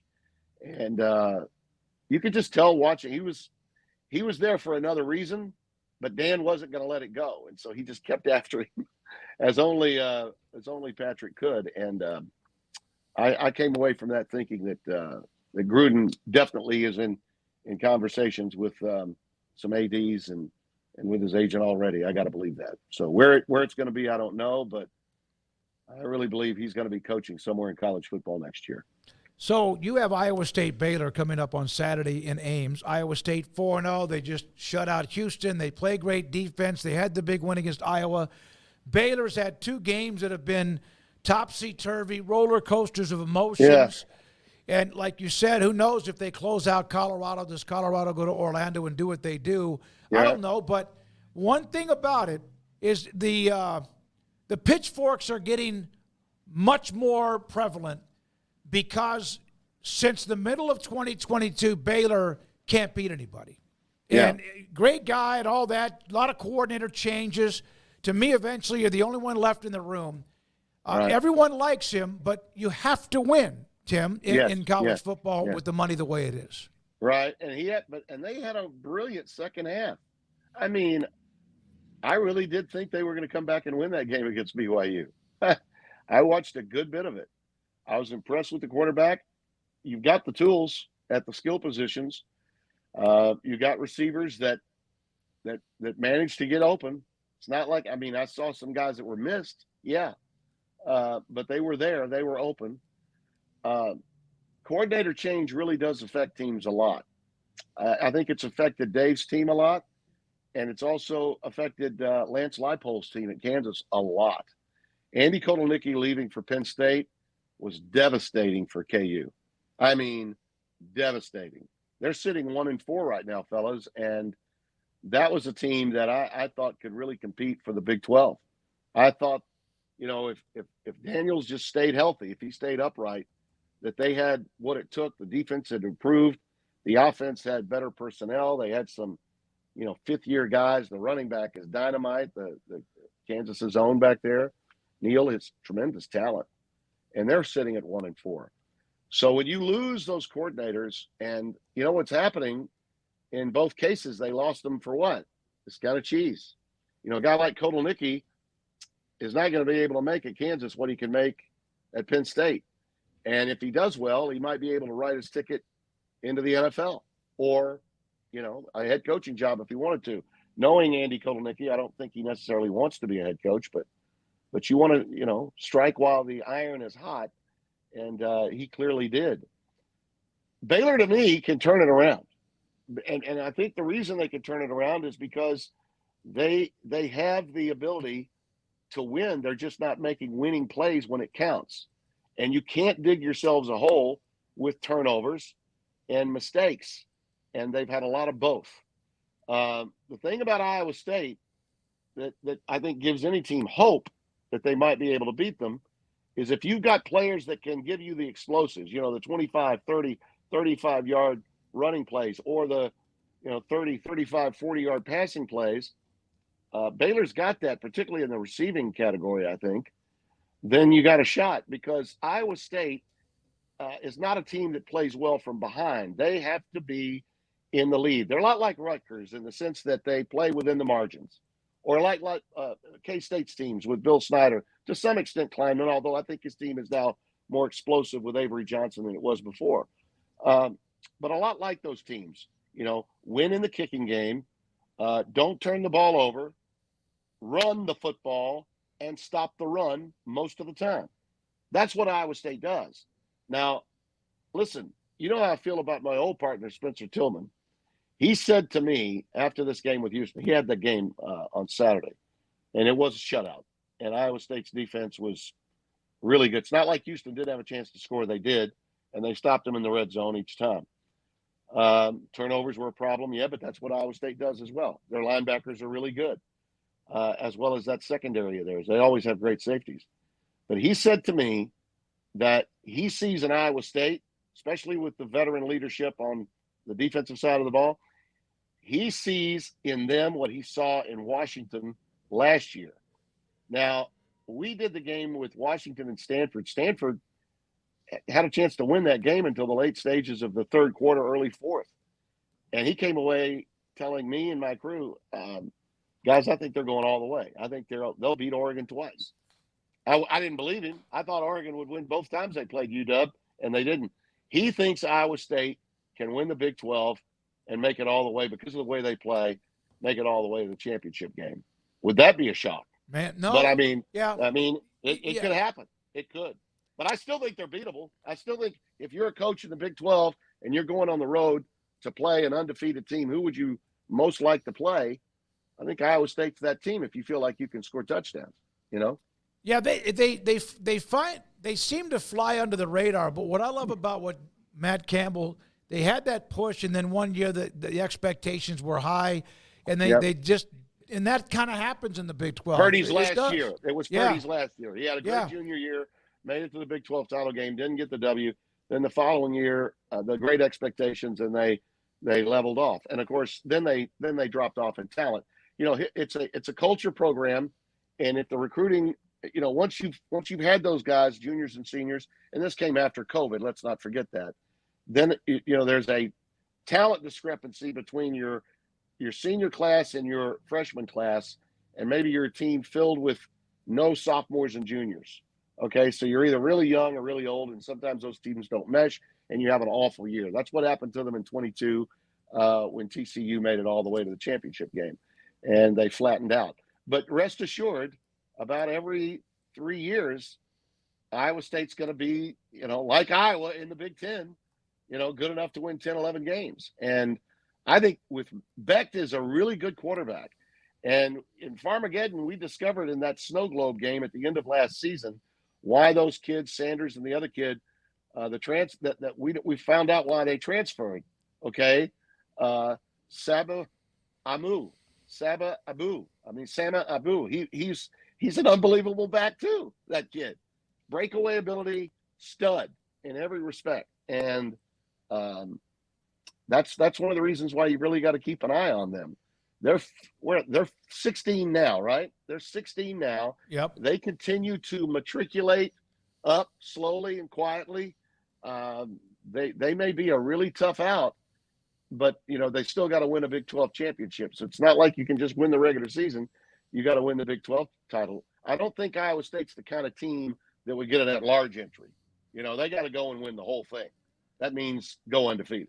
Yeah, I agree. And there may only be one team from the Big 12, especially if they end up with a couple of losses or whatever. I always ask you about a broadcast question.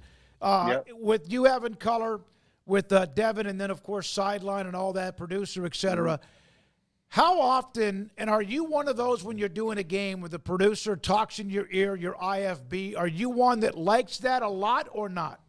I love it. I want the communication. I'm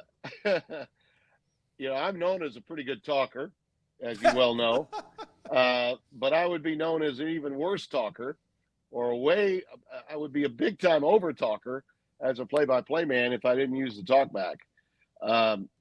I use it probably more than any other play-by-play guy you can run across, because whenever a thought hits me in my head, I want to plant the seed in my producer's head, because we're all in this together.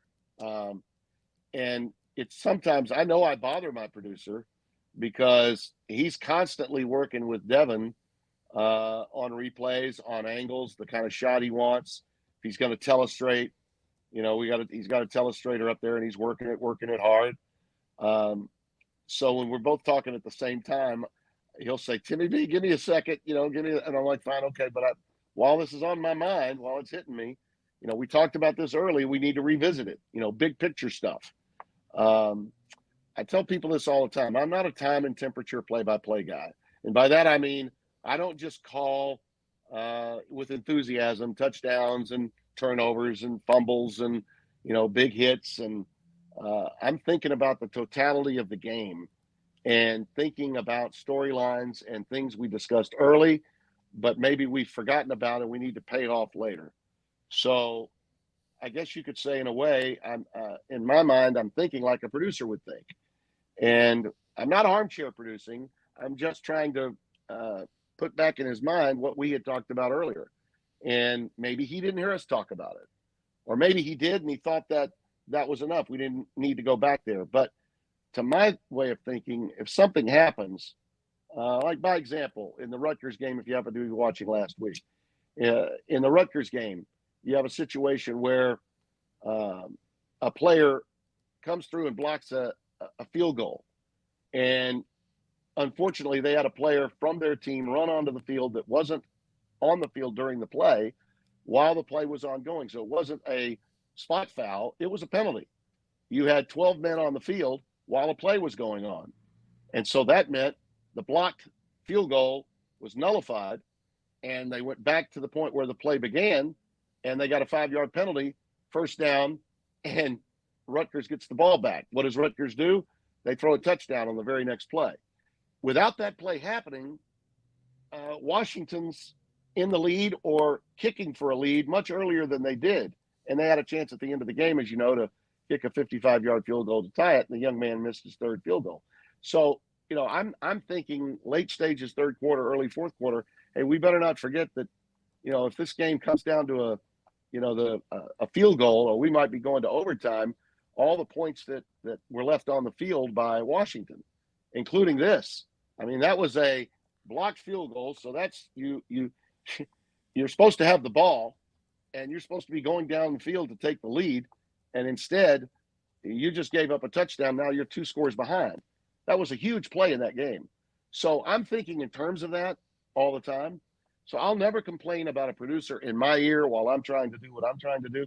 Smoak, if that's the creative art of play-by-play is the ability to talk and be spoken to at the same time. You've got to be able to handle the choreography and the chaos of live television. In a lot of ways, it's a lot like taking that 747 up in the air and you're talking to the tower and you're still trying to steer that airplane. You've got to be able to do multiple things, and fans at home don't know about it, don't need to know about it.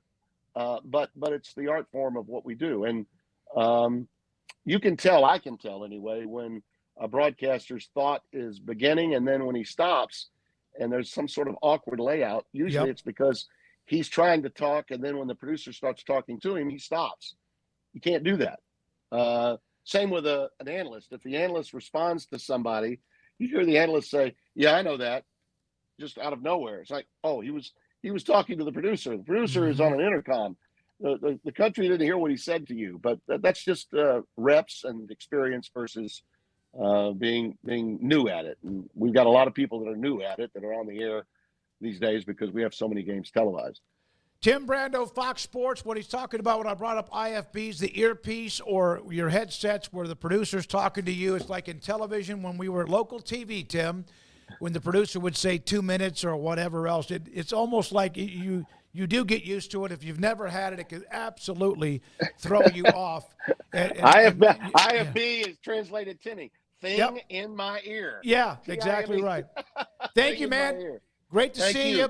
Timmy B. Tim Brando, Fox Sports, with us on a Monday. Really, we get him that early, but he has Iowa State home against Baylor on Saturday. When we come back, J.J. Joe, Baylor radio color analyst. I happen to be taking a break from before the game started. I'll come back with what I heard J.J. say at the start of his keys to the game on the broadcast through the speaker inside McLean Stadium. We'll have him next. I got a little bit of breaking news from Pete Thamel. Florida State quarterback DJ Uiagalelei is undergoing testing to figure out options for a broken finger on his throwing hand. Suffered against SMU. He's expected to miss the next few weeks, but a clear timeline will come with further evaluation, and Brock Glenn will start against Clemson. All right, is that why you were in a bad mood? No. But why would I be in a bad? No, look, I'm sorry that he hurt his finger, but no. Paul was at the game. Yeah, let's hear about it at some point. We got 2 minutes. Go.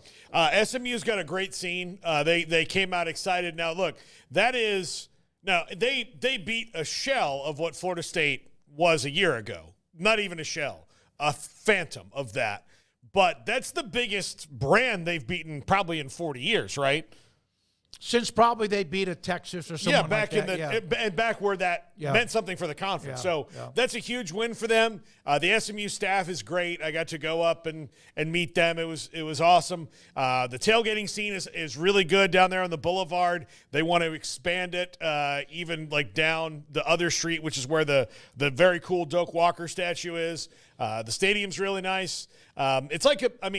It's designed, it reminded me of Merrill Green. You and I were talking about it today. And it's looked like Merrill Green Stadium made a smaller scale version of Gerald Ford. Where it is.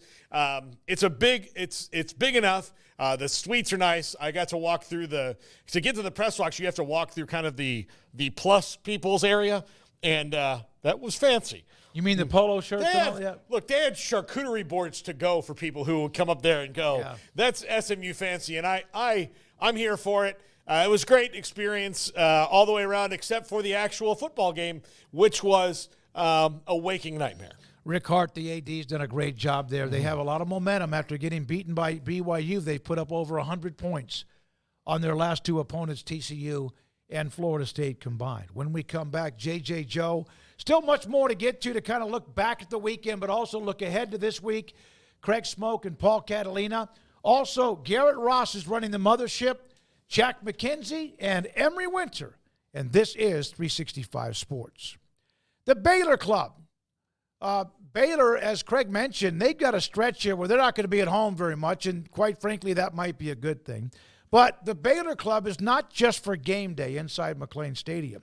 It is for the amenities and the food, the opportunities to network and have meetings, business meetings inside what they do inside McLean Stadium at the Baylor Club. And the food is delicious. The food is first class. The chefs are fantastic. And one I always get jealous is when Paul, his mother's a member at the Baylor Club, and on Fridays they would go and have all-you-could-eat shrimp or whatever it is.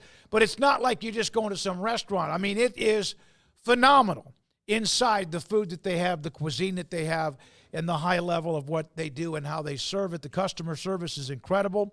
The views are great. You can see inside McLean Stadium. You can see the views of the new basketball arena that was opened up, earlier this year, the Foster Pavilion right across the way. They host major events. Our Academic All-Stars program, the event, the banquet every year in May. We do that inside, of course, McLean Stadium, hosted by the Baylor Club. They've got big rooms, and then again, game day is something else, but it's great every day. The Baylor Club, if you do contact them, ask about what's available, and ask for General Manager Mike Mosel.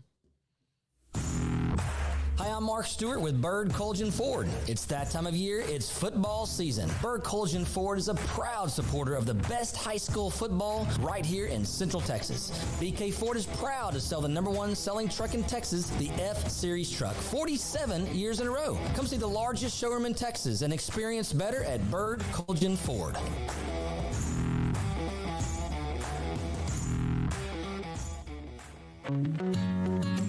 Established in 2007 and independently owned, Alliance Bank Central Texas is committed to helping families and businesses meet their financial goals. From their tellers to their board of directors, they know the importance of superior service and competitive products. Customers have confidence knowing that their financial needs are in good hands. It's your bank, Alliance Bank Central Texas, with 2 Waco locations, 4721 Bosque Boulevard and 191 Archway Drive on Highway 84, and at AllianceBankTexas.com. Member FDIC and Equal Housing Lender.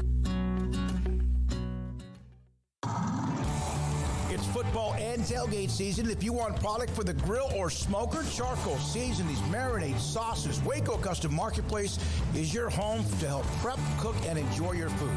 Tailgate must-like brisket, tri-tip, fresh-made burgers, sausage, chicken wings, and if you want steaks, call in your order and pick them up. Bacon wrap fillets or any kind of ribeyes. USDA Select, Choice, and Prime that melt in your mouth. House-made sausage and jerky. Also, Waco Custom Marketplace, a one-stop shop for tailgating, barbecue cook-offs, and family get-togethers, fundraisers with fair prices to you, the customer. A bakery with fresh baked bread and kolaches. There's cold beer, wine, and soft drinks. Serving Waco restaurants and families since 1940. A cut above the rest. Waco Custom Marketplace, open Monday through Saturday at 425 Lake Air Drive in Waco.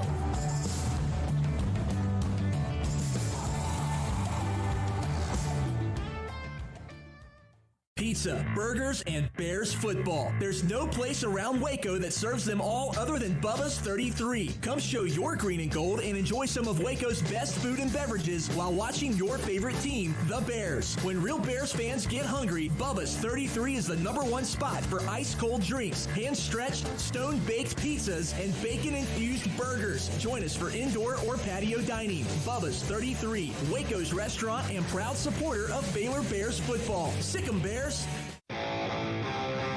This is 365 Sports. Text us at 254-339-1122. The text line is sponsored by Riverbend Liquor and Wine, with the most extensive variety of craft beer in Waco. A hidden gem on Lakeshore Drive and 19th Street. So, before the game kicked off Saturday, Baylor and BYU at McLean Stadium, I was walking down the hall and I heard J.J. Joe go through the keys of the game or whatever it was going to be. Forgot the segment, but that. And I think the first thing he may have said, and J.J.'s on with us now via the video link, was turnovers. And J.J., I think it was the first offensive snap of the game. They're already down 7-0, and there's a turnover. And it's like, oh, my God, J.J. has got to be going, my goodness. You played there. You've broadcast for them. Do you want to just pull your hair out watching what the ups and downs of this team? Yeah, how you guys doing? Turnovers is a very generic one that you can use all the time, right? Hey, whoever wins the turnover battle. But this BYU team specifically this year, basically the Kansas State game was a turnover fest for them. And they feasted on teams, and I just knew when you have a veteran team and then we have a team that needs some little momentum, that's our team, Baylor, we needed to find a way to be a +1 or +2, and to have that first offensive play, which I'll be honest, a great play by the BYU defensive lineman to get that tip, not only tip it, but to catch it, it would just seem like deja vu, like here we go, man, and it just started the thing out wrong. JJ, look, there's been a lot of noise around Dave Aranda anyway. I mean, no matter what, has happened. But these last 2 weeks have certainly amplified that. And they keep kind of having the same problems. Either they fall so far behind, they've got to play cardiac football to catch up, or they have a team dead to rights and can't put them in the ground. That is the thing that has not changed. How do they get that to change? Yeah, man, that's a great question. If I had to answer that, I'd go get on that staff. I tell you, at least sell it to them. But it's a tough one. You're dealing with 18 to 22-year-olds, man. And for some reason, we have seen more slow starts than we would want to see over the last couple of years. And to see us go down 21-0 in the beginning and not be able to respond until late, I know that frustrates the fans, and it frustrates everybody, I think, associated with the program. I think it frustrates the coaches as well. They're trying to look for the button. But, I think what's missing, to be honest with you, is, and I think I said it maybe last week, is that they're still looking for the who on this team, and it's it's just part of it. Part of the process, and I just think that this team right here has some solid players. They're much better players, I think, overall, whether they've developed or we brought new guys in than last year. But we still not sure, man, who's our dude. And Sawyer's playing well. I think Matt Jones is playing well on the other side. Keaton Thomas is playing well on the other side. But we don't have someone who's willing to take us there. And until you get somebody who's on each side that says, hey, I'm going to take us there, we may see more of this. I'm sorry, Craig. Go ahead. JJ, the run game is non-existent. I mean, it's a total non-factor for the most part. I know part of that's the O-line, but it was interesting to hear Aranda say in the post-game that some of that was also just the running backs themselves, like not hitting the hole hard enough or just effort on their part, which is also another layer of concern. But what do you see with the run game? Is it just doomed from the moment the ball is snapped? Is it some of what the backs are doing? Like, can you help us understand why it just seemingly is stuck in place? Yeah, man, I tell you, Craig. I mean, that's one where I think it's a combination, right? As I watch it up front, against BYU, I figured we'd have to figure out another way, and Coach started to do some of this really short stuff out wide. I think we got Bryson one out wide. He went behind two blockers, ways to find ways to run. I figured it'd be tough this week, so I'm not surprised this week that it was tough for us to get going. But to be able, we talked about it last time, to be able to close a game, you have to be able to run the ball. To be able to settle a game down, you have to be able to run the ball. And you see with us right now, the challenge since 21 is that we've struggled in both of those, because since we can run the ball, we couldn't settle the game down after it's been kind of getting away from us. So we need to, kind of slow things down. And we have a hard time closing it because we're not consistently running it. And that's, it's just a combination of sometimes, like you said, maybe we make a wrong cut, or maybe that's just that one block that's missed. JJ, you had 2 players suspended. There was a lot of guys out, too, because of injuries, but you had 2 playmakers suspended. And others that, I'm sorry, you played again. This is supposed to be a team with better leadership, and maybe they do have that. But is that inexcusable? And was Baylor or Aranda too harsh when we're considering a couple of guys that were smoking pot? And Smoak, you guys are more privy to what it's about than I am. But, it's tough because, Coach has a standard. And when you have a standard, the one thing you have to do is hold fast to that standard. I mean, you just got to, if that's what he's had in place for the last, since he got here. You hate to see it because, especially coming off of a terrible loss, the last thing you needed was, to be missing those players. Now, if you would have told me we were going to be missing our starting 2 corners, we knew Garmin was out because he was hurt. Then we're going to miss Steve Linton. Then we're going to miss Trigg. I would have said we lose by 2 touchdowns. But I think he has to hold to the standard. And I think, from a leadership standpoint, that's what I'm talking about. And not just to go back to Gloria, but when I played, the first few years, it was a Jay Fan, Robert Blackman, Gary Joe Kenny, and those guys led. We didn't win a lot, but kind of they were the leaders. After that, it was a Santana Dotson. It was Big Cat Robin Jones. It was Monty Jones. It was John Turnpaul, Scott Berrien, and those guys kind of ran it, right? And it's good to have the big guys running it because most guys aren't going to mess with them. And I think this thing is too much. It has to right now. It just feels like the coaches have to do too much. And I know that sounds strange, but you got to have some players in there, man, that's taking this thing by the head. And when we had those players, we could tell the difference. And now we don't. We're trying to find them, and it's just still we just have a little gap right there right now. JJ, Sawyer Robertson, though, continues to, he shook off a bad first quarter and grew up. Do you see him kind of taking the reins completely as the starter, not only now but into the future? I do. I think, Sawyer, after I saw him I thought the first time he played against Tarleton State when he came in and the way he sprayed the ball, now that's garbage time, but I mean, he was confident. He was sure where he was going with the ball. He was accurate.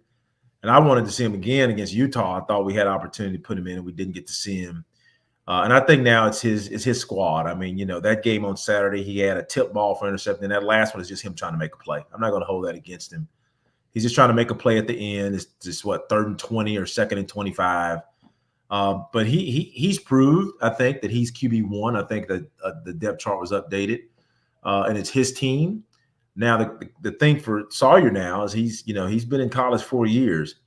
Is he has to go be the dude. He's got to get one of these games. I mean, kind of what really solidifies you and makes people start looking at you is when you just have one of these games and then you go get it. Meaning that, like, on Saturday, he had a chance to go get a game. I think we had 3 possessions, but we're down 6, and we had to rely on him a lot. That's the way it is. That's where it's going to be right now. And he needed to get one of those in the end zone, and I think that would have changed the tide and really got us going. But he's still trying to figure it out, and I think he'll get there. JJ, Caden Jenkins, Lorando Johnson. Now, granted, he got hurt right in the very beginning. Chateau Reed, Kendrick Simpkins, Garmin Randolph, Steve Linton, Jacquez Evans, Kelsey Johnson, Richard Reese. I mean, the list of guys that did not play, or in the case of Lorando, played 1 play and were knocked out, was pretty lengthy. I know a couple were suspension-related, and then the others were health-related. That's a pretty big dose of impactful players. Who do you think they missed the most on Saturday, and who do they desperately need back coming up this weekend? Well, I think we missed Garmin Randolph the most, but he was hurt, right? I thought Garmin has been playing really good football. I know we definitely missed Linton. I mean, I think Linton was huge for us. I think it's hard to say, man, Craig, because I think we also missed Trigg. We needed somebody to help control the middle of the field. And Sawyer was throwing the ball really well. I thought that would have really helped our passing game, having a big body and Trigg. So, for the guys who didn't live up to the standard, man, you got to put your big boy pants on and take this one in the chin. You ought to be in front of a camera, admitting what you did, and saying, "Hey, it won't happen again." Because ultimately, I think this game was lost, really not on the guys that were hurt. I think it was lost just based on the guys we missed from maybe them not living up to the standard that's set. So I wish I could be more clear, but I mean, I think a combination of maybe even a couple of those guys. And I thought we struggled early with the corners. I thought because we had 2 guys playing who hadn't played a lot, so we missed Caden and Lorando Snacks. But I think missing those other guys in the middle, like I mentioned, I think that really impacted us on Saturday. What is their identity? Yeah, I mean, I think if you ask me, and this is not being crass a little bit, but I think they're a team of almost. And I've been on a couple of those teams, so trust me, I'm not knocking you. And I've been on a few almost teams. Matter of fact, most of my teams I was on was a team of almost. We almost did this, and only people who can change it is them. I mean, right now they'll be one of the Baylor teams that was an almost. JJ Joe, former Baylor quarterback, Baylor Radio, with us on 365 Sports. JJ, have you got to watch much of Iowa State? I know you've been to Ames before, so factoring that into what they face this weekend, what are your thoughts about the Bears and the Cyclones? Hey, it'll be another Big 12 game. I mean, I feel like in all these games, I think we're 13-point dogs, man. I think I looked at it.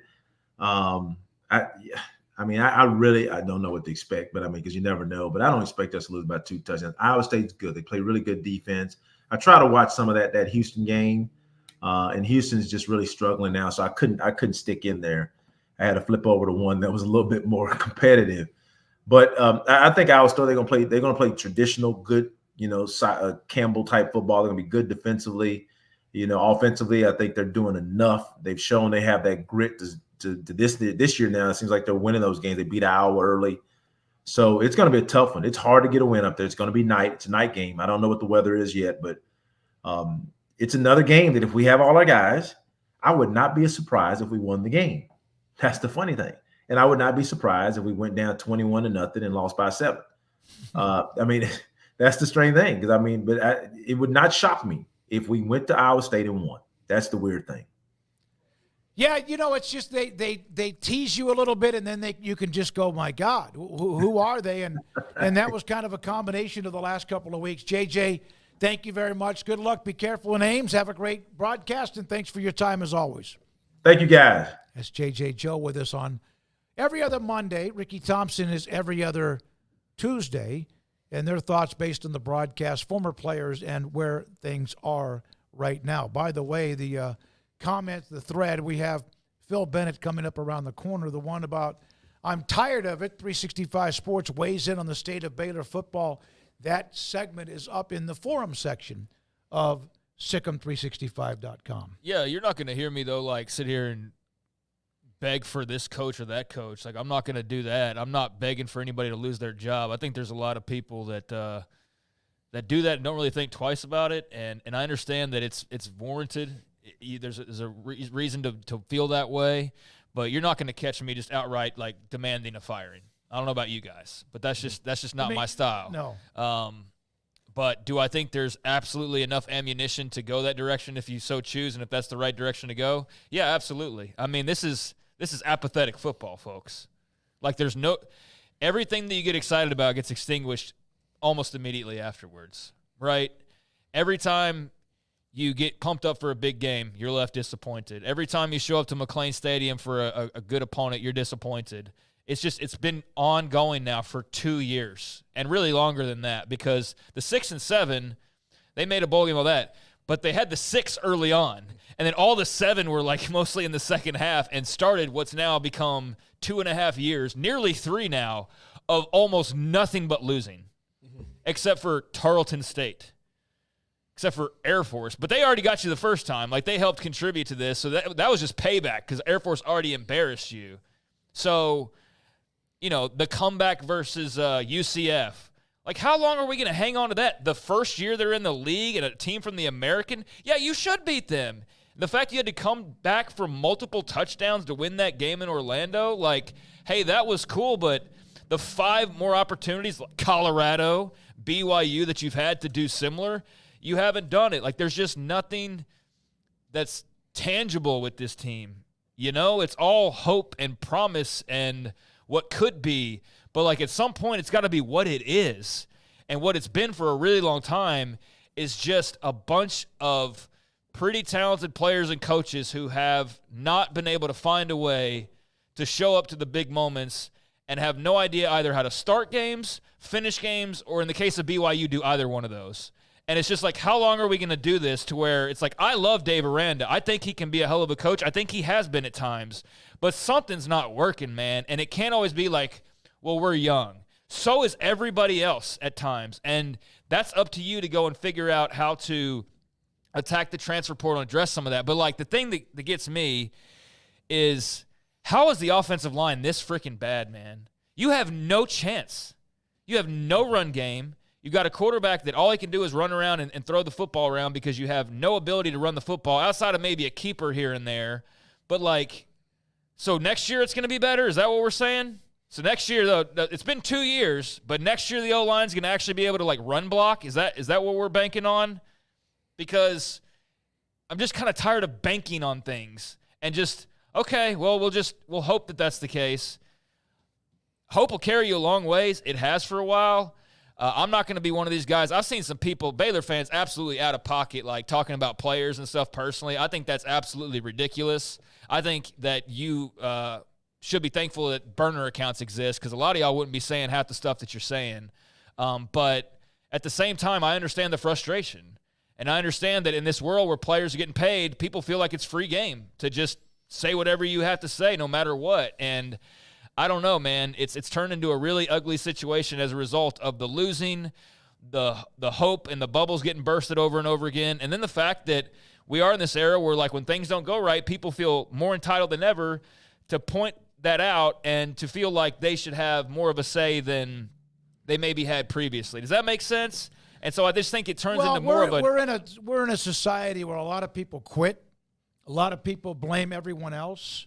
And sometimes they push it off on other people, and But I just think like it's getting like more personal than it has any reason to be. Social media. Yeah, and I don't like that aspect of it. I don't think a lot of people would be saying what they say if not for hiding behind a burner. But that's social media and that's life. But that is an element to this right now that is as hot and as toxic as it has been, along with the losing, along with the. So what are you selling us for a year from now? And so all of that together, all of those things, and probably another thing or two, another piece of the formula that I'm missing, has led to one big toxic batch of surrounding Baylor football right now. And the only cure for it, the only antidote is winning. And they can't do that to save their life, especially against anybody that they shouldn't beat. I mean, when's the last time they beat somebody they weren't supposed to? Oklahoma. Probably that year in 2022.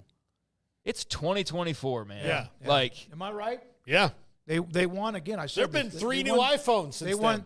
There's been 3 new offensive coordinators practically since then, and DCs and every other coach. So it's like, it's a disaster. It's just a mess, and I think they can dig themselves out of it. But I just at this point have no faith that they can actually go and do it. And if they were to add the same amount of talent from what last year to this year to next year from this year, could that matter? I don't know. I don't know because they could lose half of it. Thing. I mean, it is on the offensive line. No, it's absolutely. But I don't think that they don't have the right defense. I think the defense has played well enough at times to win. I think the offense has played well enough times to win, but they cannot play complementary football, and they either can't start, can't finish, or can't do either, and that was the case against BYU. And then again, you mentioned this, and we got a break for Phil Bennett because he's on hold. So at the end of the first half, BYU nails a 54-yard field goal. Baylor comes up short on a 51-yard field goal. That's a 6-point swing. Yep. It's the little things. In the special teams the week before, you had a kick return for a touchdown and a long punt return. But you missed a critical field goal. Phil Bennett, longtime college football coach and a great friend of the show, his thoughts about all of this and more is next. I'm Samantha with Texas Beef House, and welcome out to our ranch. We're a family-owned and operated ranch here in East Texas. We offer all of our beef exclusively online at bitonbeef.com. So check out bitonbeef.com for our upcoming auction on October 2nd and October 3rd. Free shipping in the state of Texas or free shipping on orders greater than $300. And use promo code 365sports to get a discount on your order of $100 or more.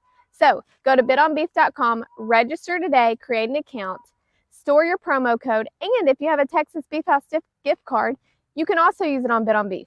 So go to bitonbeef.com and find more information. And don't forget to use the code 365sports. See you on October 2nd and 3rd.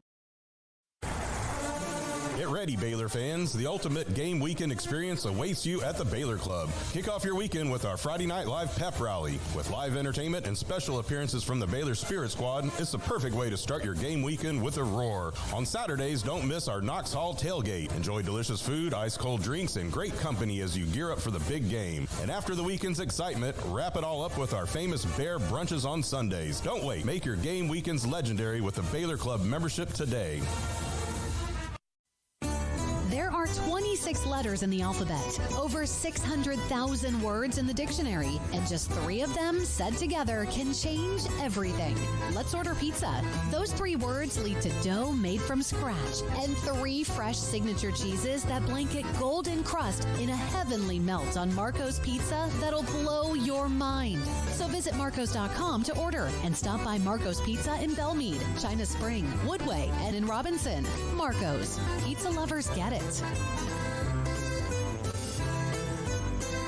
With so many companies and policies out there, it gets so confusing shopping for insurance, and I never know if I'm getting the policy that's right for me. Luckily, I met the team at the Niche Group Insurance Agency. With the Niche Group, you can go to one company and get access to coverage options from many insurance carriers, and you get to speak to a real person about your specific coverage needs. With the Niche Group, I know I'm getting the right coverage at the right price. If you need insurance, talk to the experts at the Niche Group at 1-800-258-8302. TFNB Your Bank for Life is the official local bank of Baylor Athletics. Find out why more Central Texas are making TFNB their bank for life. Sign up for our Edge checking and savings accounts to earn interest or cash back. With 5 convenient locations and an award-winning mobile app, banking has never been easier. TFNB Your Bank for Life. Member FDIC.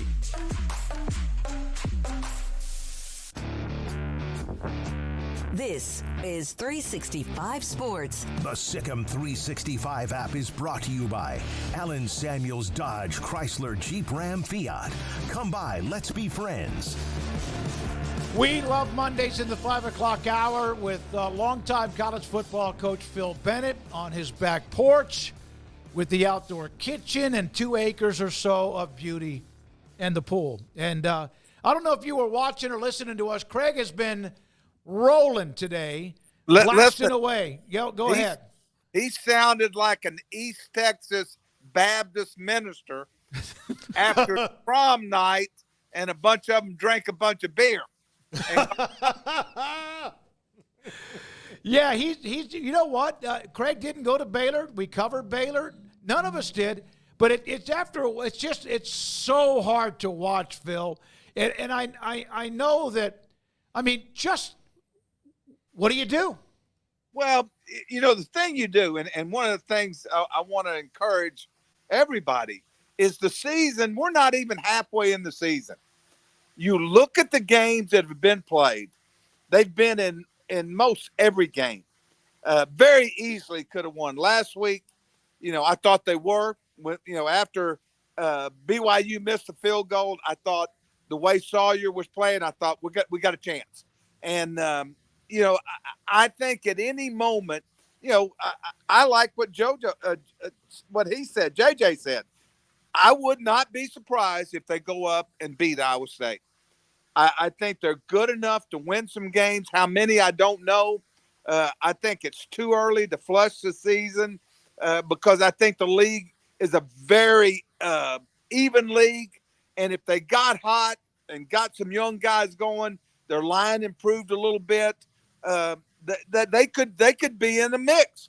But, that's the hard part. When you play good enough to think you can win and then you can't close out, it becomes extremely frustrating for everyone. We all talked about after Colorado, how will they respond the next week? Well, it wasn't good. It wasn't a good first half, but man, the second half turned on. So I think it's too early. I know what Craig said, and I appreciate what he said. He's not calling for heads, but I promise you, that coaching staff's in there, and they're nurturing those guys, and they're correcting those guys, and they're doing everything they can to try to, rectify the situation. And right now they've got to cut out the outside. What everybody. It's about those people that's on the field in the room. It's about them, and hopefully the people will support them. I got a quick story. Last week after I said that I like the 5-man rush. They just didn't run it right. Someone found my number, Smoak, and texted me. He said, "You're the dumb SOB we should have got rid of after your first year." Just started wearing me out. and I'm sitting there thinking, who the hell is this? So he must have been that dumb that he didn't think I would call him. And I tracked his ass down. And I told him, I said, listen, I don't know who you are. And I mean, he almost hung up, but I will give him this. He wouldn't hang up. I said, tell me this. I said, do you know any other defensive coordinator at Baylor that won 2 conference championships back-to-back, 6 years, probably won more games than any coordinator been there, and I'm the worst ever? And he's sitting there and he starts talking. He goes, well, I said that out of frustration. And we're going through this deal. Finally, I said, well, I don't even know your name. He goes, and I'm not telling you my name. And I said, but you're too dumb to text me with a number that I could call. I thought it was pretty funny. I said, by the way, how did you get my number? This is a funny story. He said, somebody that used to live in your apartment downtown. One time I got it. I put it in there and I just kept it. How about that? Yeah. Good for you. Phil, I was at SMU this weekend, and my alma mater. I mean, our fans showed up. The team didn't, but they've got juice in a way that they haven't in a long time. I mean, being in the ACC, there's obviously lots of money. You were there. You know this well. I thought about you a lot when I was walking around and thought, man, it would have been different for you, for June Jones, for a lot of different coaches to have this kind of excitement and feeling around the program when you were there. What is it like for you to see that now, and how hard was it knowing that you were still trying to fight when you got the job, something that happened 15 years before?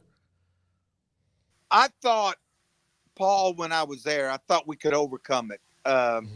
When I got there, I realized, you start, and my situation was different. Also, I needed to get back in Texas. I was a single dad. I was raising 2 children, and I thought, man, I can fix this.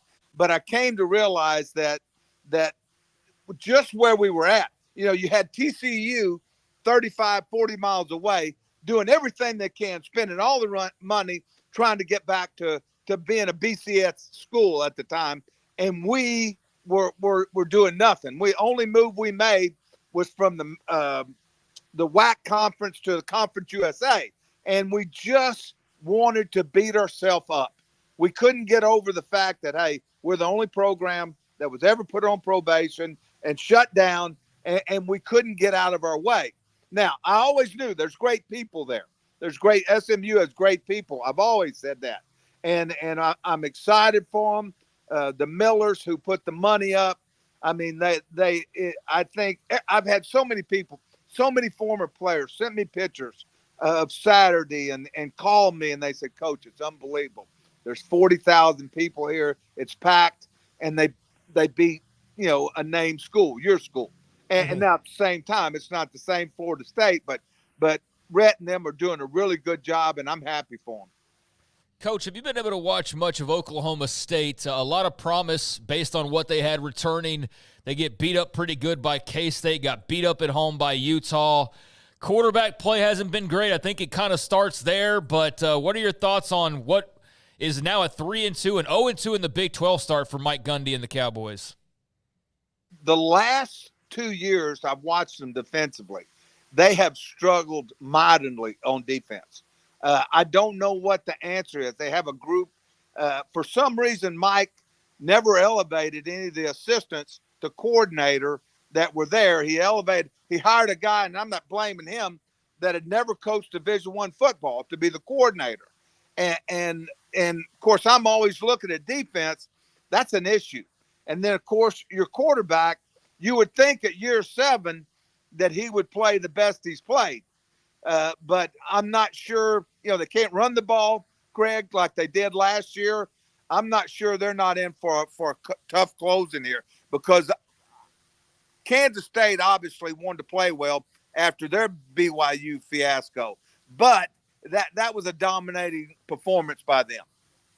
Phil, the Big 12 has always had a team that was not supposed to do well, play well. BYU may be that team. Last year, West Virginia. The year before that, TCU made their great run. And you were a part of a team that was playing and winning Big 12 titles or in the mix. How difficult was it then when you had Baylor and TCU and Oklahoma was Oklahoma? Texas was in the start of kind of a funk. Oklahoma State was good. K-State was good. Is it a battering ram, even though it doesn't seem to have a lot of the alpha names? I said earlier, Smoak, I think that league is very there's good matchups. You look at the Kansas TCU game. The score was not indicative of the game. The game was a better game than that. The only game, what was crazy, obviously the other direction, Colorado used that win over Baylor and went on the road, and they thrashed UCF. Mm-hmm. There was never a doubt in that game about who was in charge, and vice versa with Arizona. Arizona barely beats Northern Arizona, who my son and Incarnate Word beat handedly last week, and yet Arizona dominates Utah. So that's what I'm thinking. There's games that can be won. I know that Iowa State has played well, but I don't see them as a dominant team. Phil Bennett with us on 365 Sports Mondays in the 5 o'clock hour. So do you think there's a team in the Big 12 that can win a playoff game or two, or is this not the year? It's going to be from here on out. I think there's a chance that, you look what happened to Utah. Everybody talked Utah, and Arizona really could have won by a larger margin. I'm not sure there's going to be a dominant team, Paul. I look at them. I try to sit there, and Arizona State is okay. There's a lot of teams that are capable, but I'm not sure there's a dominant team. You look what Kansas State did at BYU. West Virginia, beat Kansas. Kansas evidently they're close. Can you imagine the frustration that they're having at this point with what getting their quarterback back and the expectations that they've had? New stadium. Now, I will say this: they're playing in Kansas City, and that's got to have some effect. But they're just not playing well on either side of the ball well enough to win. The team that right now that might get hot might be Colorado. Who knows? Coach, Texas Tech, what have you thought about the job Joey McGuire's done there in Lubbock? They've got the home crowd cooking. They need to be able to prove it on the road, and he'll say that as much as anybody, as that's where they have not shown what they need to show. But 4-1 start, nice win. What do you think of just what they've been building over there? Craig, I think we talked about it earlier. The first game, my son-in-law and his father are both from Lubbock. I went to the opening game against Abilene Christian, and they could not stop Abilene Christian. But offensively, you could see that they had some players. This Brooks, the running back, is outstanding. Morton, the quarterback, is really good. And I think Joey has really grabbed them. They go lose it. They go on the road the next week, lose to Washington State. And I think he's really got a grasp of what they can do. Tim DeRuyter is really a good coach. I knew he would find he was trying to plug in some guys. It looks like he's done that. I think they're a team that, as well as anybody else there, that could win on any given night in the Big 12. I like what Joey's doing. Well, we've talked a good amount of Big 12. I'm sure the guys might have other questions there, but I want to ask you about the main event from this past weekend. Alabama, Georgia. That looked like, the world was turned upside down on its head with the way Alabama started that game. I think we're all like, oh, my gosh, how do we just badly miscalculate this? And then Georgia does what Georgia did. So much to unpack from that, but where do you start, and what were your thoughts watching that? I had memories of Baylor TCU in 14. Yeah. Every play you held your damn breath. What about that 17-year-old freshman? The catches and after run catch. And then you sort of had a feeling that Georgia, Kirby's done too good a job. They're not going to go down there and fold and embarrass. I thought it was there was a lot of talent that you could see, explosiveness. And the sad thing, it wasn't sad, but for Georgia it was, their quarterback finally came alive the second half, and he just made a bad throw at the end of the game. What an atmosphere! I think it was a typical championship battle game. I had a question from the chat room from one of our viewers, Kyle. What do you do, coaches? Has there ever been a game in your entire career, even when you were a heavy underdog, that you didn't think you could win? That yeah. If you're telling the truth, right? Yeah. There's been games that you sat there and said, "There's no way."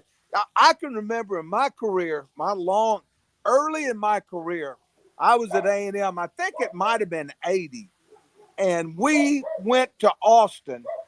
And Rick McIver was a quarterback at Texas, Herky Walls, and they were going to play for the national championship. Fred Akers was there, and we had Gary Kubiak was our quarterback.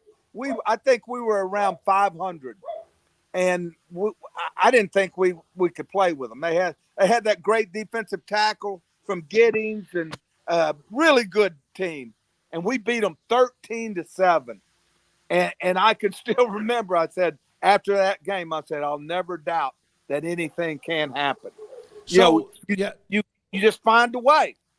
Yeah, and the question was, so if you match up against an opponent and across the board, they're better than you, talent, depth, whatever, they're better than you across the board, then how do you game plan for that?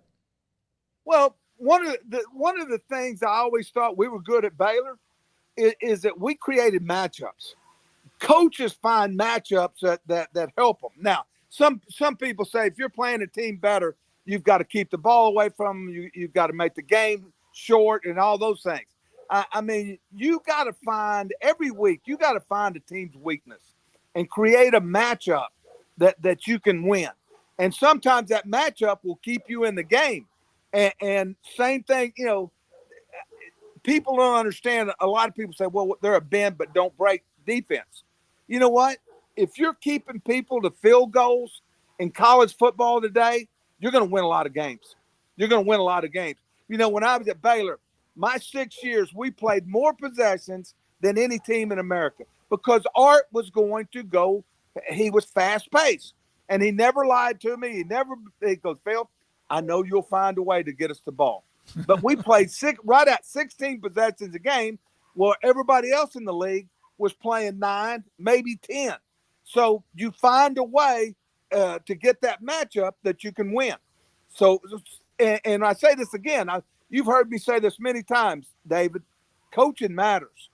What you do matters.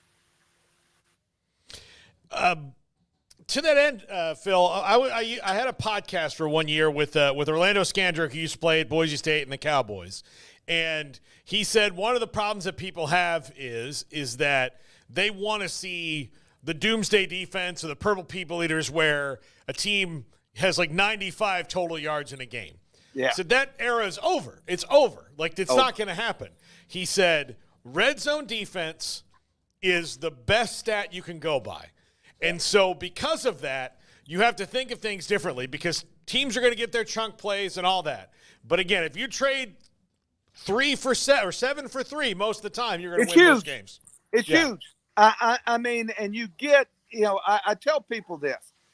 When you get a stop, whether it's by downs, takeaways, field goals, I mean, it's crazy. I remember Art was different than everybody. He didn't care if all things were equal, we were taking the ball first because he wanted to score. And we got defensively. I'd never done this before because I'd been around Bill Snyder, Dave Wanstead. They were ball control people. I told our guys, I said, if we get the first 3 stops, there's a chance. I think 8 out of 12 games 1 year, we were up 21-0 before, the first 3 possessions. So it became so critical of getting those first 3 stops to get the ball to your offense to have a chance to get them, like I said, take them out of what they were planning on doing. When you're down 21-0, you got to change your game plan. So, Baylor's clock's ticking. I mean, there were thoughts that there could be a decision even to move on after the end of last year. But Dave Aranda came back. I think most everyone likes him a lot. Obviously, Mac wants to make this work or hopes to make this work. And so everyone right now wants to, fire everybody. What is the danger of firing somebody?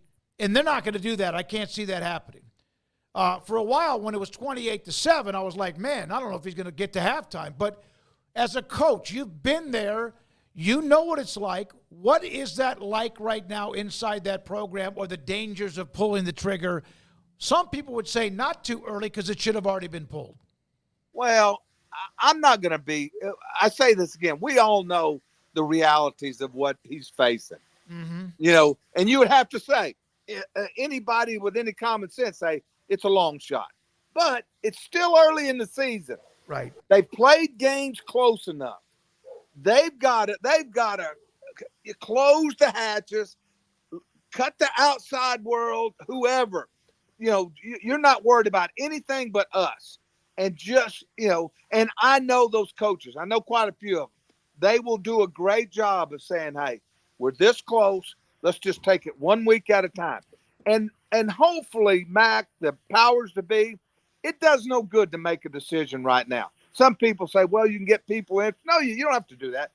Finish the season, see where it lies, and then make a decision.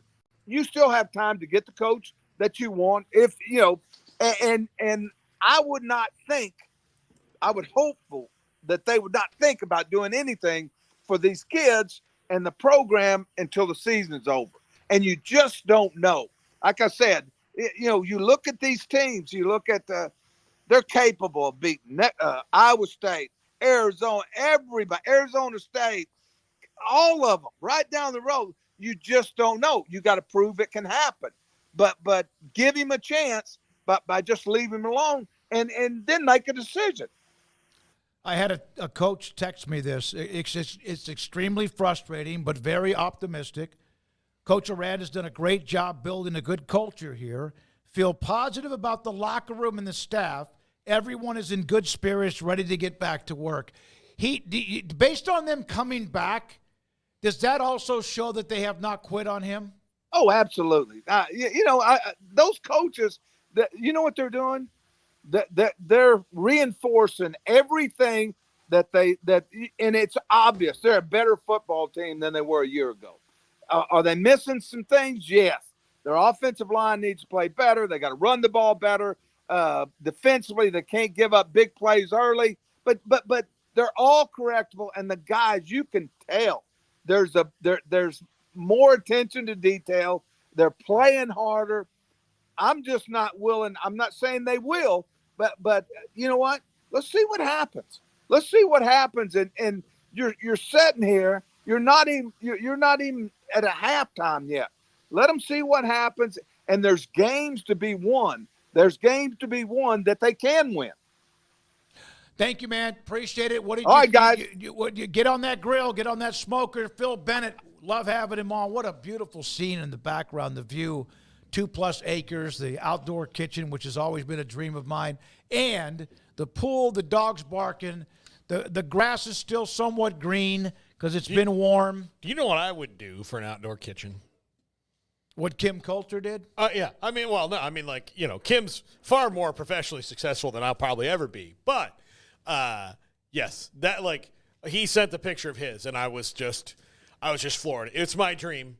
And it's become more of my dream since I married the Michael Jordan of cleanliness, and I won't have to worry about, splashing stuff around. You absolutely think if you have an outdoor kitchen and you've got a big backyard, you need to do something with it. You think that if you had an outdoor kitchen, you could just splatter grease everywhere? It would be a lot, because here's the thing. When it's under the roof and, you get it and, it can go hide places. An outdoor kitchen, it can't really hide places. She'll be out there every evening with a blowtorch. I mean, yeah, but I can hose the thing off. Yeah. This way more than I can't just bring the hose inside and spray down the counter after I make meatballs. Making meatballs is kind of a messy thing. It can be a messy thing. Yep, it can be. All right, so it's 5:30. John McClain, by the way, is iffy for tomorrow. Is that right? Because he's going to be at games. He's going to be at the Astros games. He's got Mattress Max tickets. I said this to a guy earlier this morning. He was talking about are the Rangers still, until someone wins the World Series, the defending World Series champions? Or is that over now that the regular season is over? Well, given that they're not even in the running for it, I don't think they're defending anything. They're not defending anything. Because they can't defend it. They're done. So you're no longer officially – he wanted to argue with me that because you can't defend it. Your defense is over. Their defense is over because they're not – in the playoffs. They can't win a game. Yeah, they were out of the playoffs 3 weeks ago. Oh, my God. But I will take what happened last year. 6 weeks ago. I'll take what happened last year and go 10 more years. It's okay. I'm good with that. Look, 2 things happened to them this year. They had more injuries than maybe any team in baseball. It was insane. And they made a bad deal 5 years ago with the Diamond Sports Group. And because of that, they did not have the TV money that some of the other teams had. They weren't the only team affected by this, but that dragged on longer than it had to. next year they'll be able to go, and you've seen the ownership group. They'll spend. They went and got Corey Seager, Marcus Simeon. Oh, yeah. Jacob deGrom. They've went out. They've gone and spent. So if they feel there's somebody out there that can help them, then they'll go do it. So I'm not worried about the Rangers long term. I think they've got a good ownership group. Chris Young's a good GM. He built on. They retained him. They got him sewed up for the future. And he built on, what his predecessor had, John Daniels, and they're fine long term. Arlo's they are simply world champs because if they're not, who is? No, my question is, are they the defending world champions because they can no longer defend it because they're not in the postseason? So are they the world champions? Absolutely. Until somebody else, they'll be world champions forever. It's like if you won the heavyweight title of the world and then retired. You're no longer the defending heavyweight champion because it's now it's a vacant title. Right. Okay. So all right. At this point, it's now become vacant. We got a couple other things to get to if we can in the next segment. Garrett Ross, are you up? Are you over there? Are you doing your thing? Hey, by the way, former Arizona State star quarterback Jaden Daniels has led the Washington NFL Football Club to a 3-1 record. He's so fun, man. It's a breath of fresh air. I know me, you, and Craig have been looking forward to this for quite some time. Scared to death. I have to it's like a car wreck. I'm waiting for something bad to happen, but my God, I'll enjoy it at least for almost fourth of the season. Craig, I sent you a story about someone. So today, News NBA. You want to wait for that till tomorrow? Yeah, I don't know what you're even referring to. Dikembe Mutombo. I don't care. Paul? Yeah. Rest in peace. One of the best commercial guys ever, right? As an athlete. Oh, no. He died today. He had brain cancer for 2 years. It's a really, really sad thing. He was one of the best ambassadors for the NBA that ever was. Never heard, everybody seemed to love Dikembe Mutombo, who played with him and all that. Yeah, it's really unfortunate. Only 58 years old. Sounds like an excruciating thing to go through. So RIP to the big man. Didn't know he was suffering from that. But, yeah, I mean, worth mentioning today. I wasn't planning on bringing it back around tomorrow per se. So, yeah, I hate that. He was good for a laugh and good for, some entertainment on the court and off. So just sounds like a terrible way to pass. So hopefully it wasn't too bad for him there at the end. But, Jaden Daniels is also fun as well, and amazing to see what it's like to have a little bit of life in that Washington organization. It's been so long since they've had that, and to see it now is just such a breath of fresh air, I think, like Garrett said. So looking forward to seeing where they can take it beyond that. But, one of my thoughts yesterday was like, that Derrick Henry guy can still run. Can you imagine? Yeah. Everybody out there that needed a running back, or maybe he was interested in coming to a team that needed a running back. I don't know. There was the podcast and where he said it wasn't that Dallas did not offer him enough money. They did not offer him anything. No. He wanted his agent called him. And, look, he had two teams he wanted to go to. Either Baltimore, where he thought he would fit in and they have a good chance to win a Super Bowl, or Dallas, where he thought he fit in and thought he could help them. And live. And he lives there. He lives there in Dallas. I remember watching the interview. He's like, no, it's where I stay in the offseason. I thought maybe they'd want to give me a call. Did not even respond. Jerry says, we can't afford Derrick Henry. Well, no. You dragged your feet doing things that you knew you were going to do and then told everybody you were all in. If you're all in, then you get CD and Dak done, because now they have $26 million of cap space. Guess what?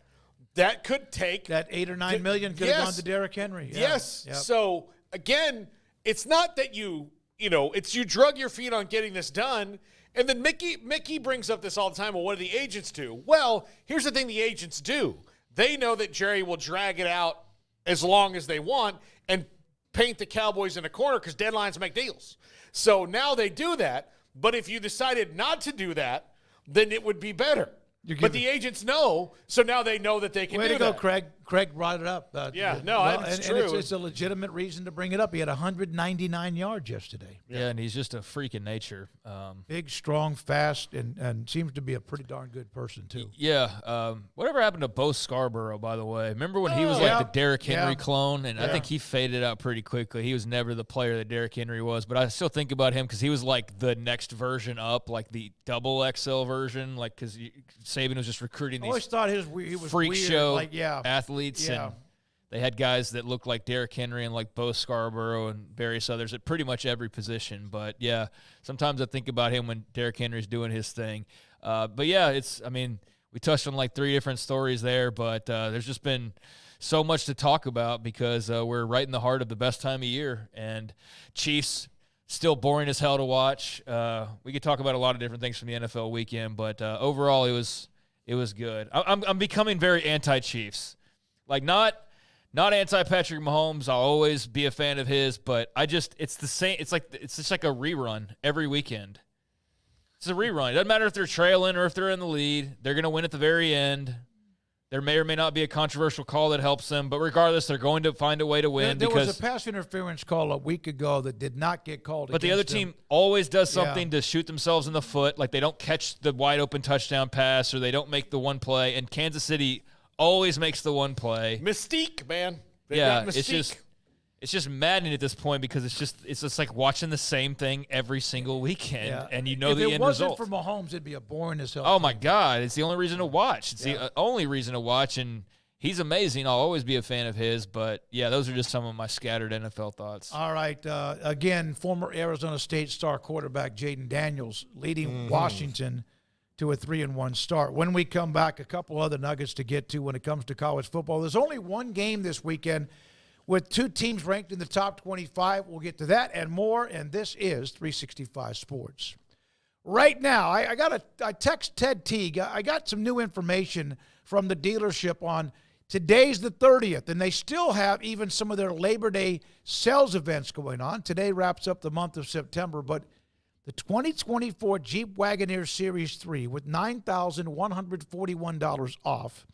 The 2024 Ram 1500 Tradesman 4x4 Crew Cab Classic, $12,000 plus off. The Ram 1500 DS 2024 Light Duty 1500s, 15% off on them. Ask about military discounts, first responder discounts, and also special incentives for business owners. The 72 months, 3.9% APR for 72 months on all Grand Wagoneers and the Grand Wagoneer L. 3.9% APR, 72 months on all Wagoneer, Wagoneer L, and the Grand Wagoneer. And Ted Teague saying that this has exploded with the sales and what people want now at the dealership. It's Allen Samuels, Dodge, Chrysler, Jeep, Ram, Fiat. They're open right now. They know, and you now know what I just told you. Take advantage of that. Loop 340 east of 84 in Waco. Baylor alumni are more than 160,000 strong. When we all join hands to support our university, we don't just move the needle, we move mountains. Working together, we create life-changing opportunities for students on the field, in the classroom, in the laboratory, and in life for generations to come. So get connected, get involved. Learn how at baylor.edu/alumni.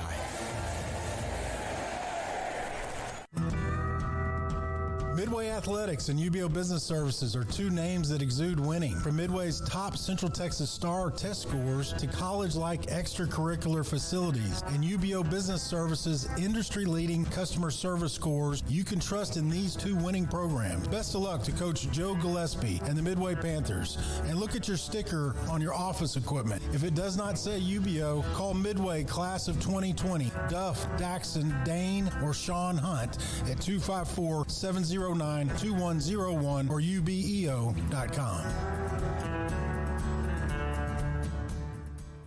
Our good friend Brad Boozer, Boozer's Jewelers here at 365 Sports. Now, Brad, people who watch and listen to our show know I'm a double-time customer for you, engagement ring and wedding band, and you guys do that great, but that's not all you do at Boozer's Jewelers. Absolutely. And I always like to say, it's a new year. It's a great way to start the year out. Go through your old jewelry. Go through your wife's jewelry box. Go through anything you're maybe not wearing, something that's broken, something that you're not using. We do a massive amount of custom work. We can take your old jewelry, old diamonds, old watches, and we can convert it into something special for you and make a one-of-a-kind piece of jewelry. And if that's not something you're interested in, a great thing is we can turn that into cash. So we buy gold, we buy diamonds, we'll buy Rolex watches, any kind of heirloom jewelry, anything that's maybe passed down to you.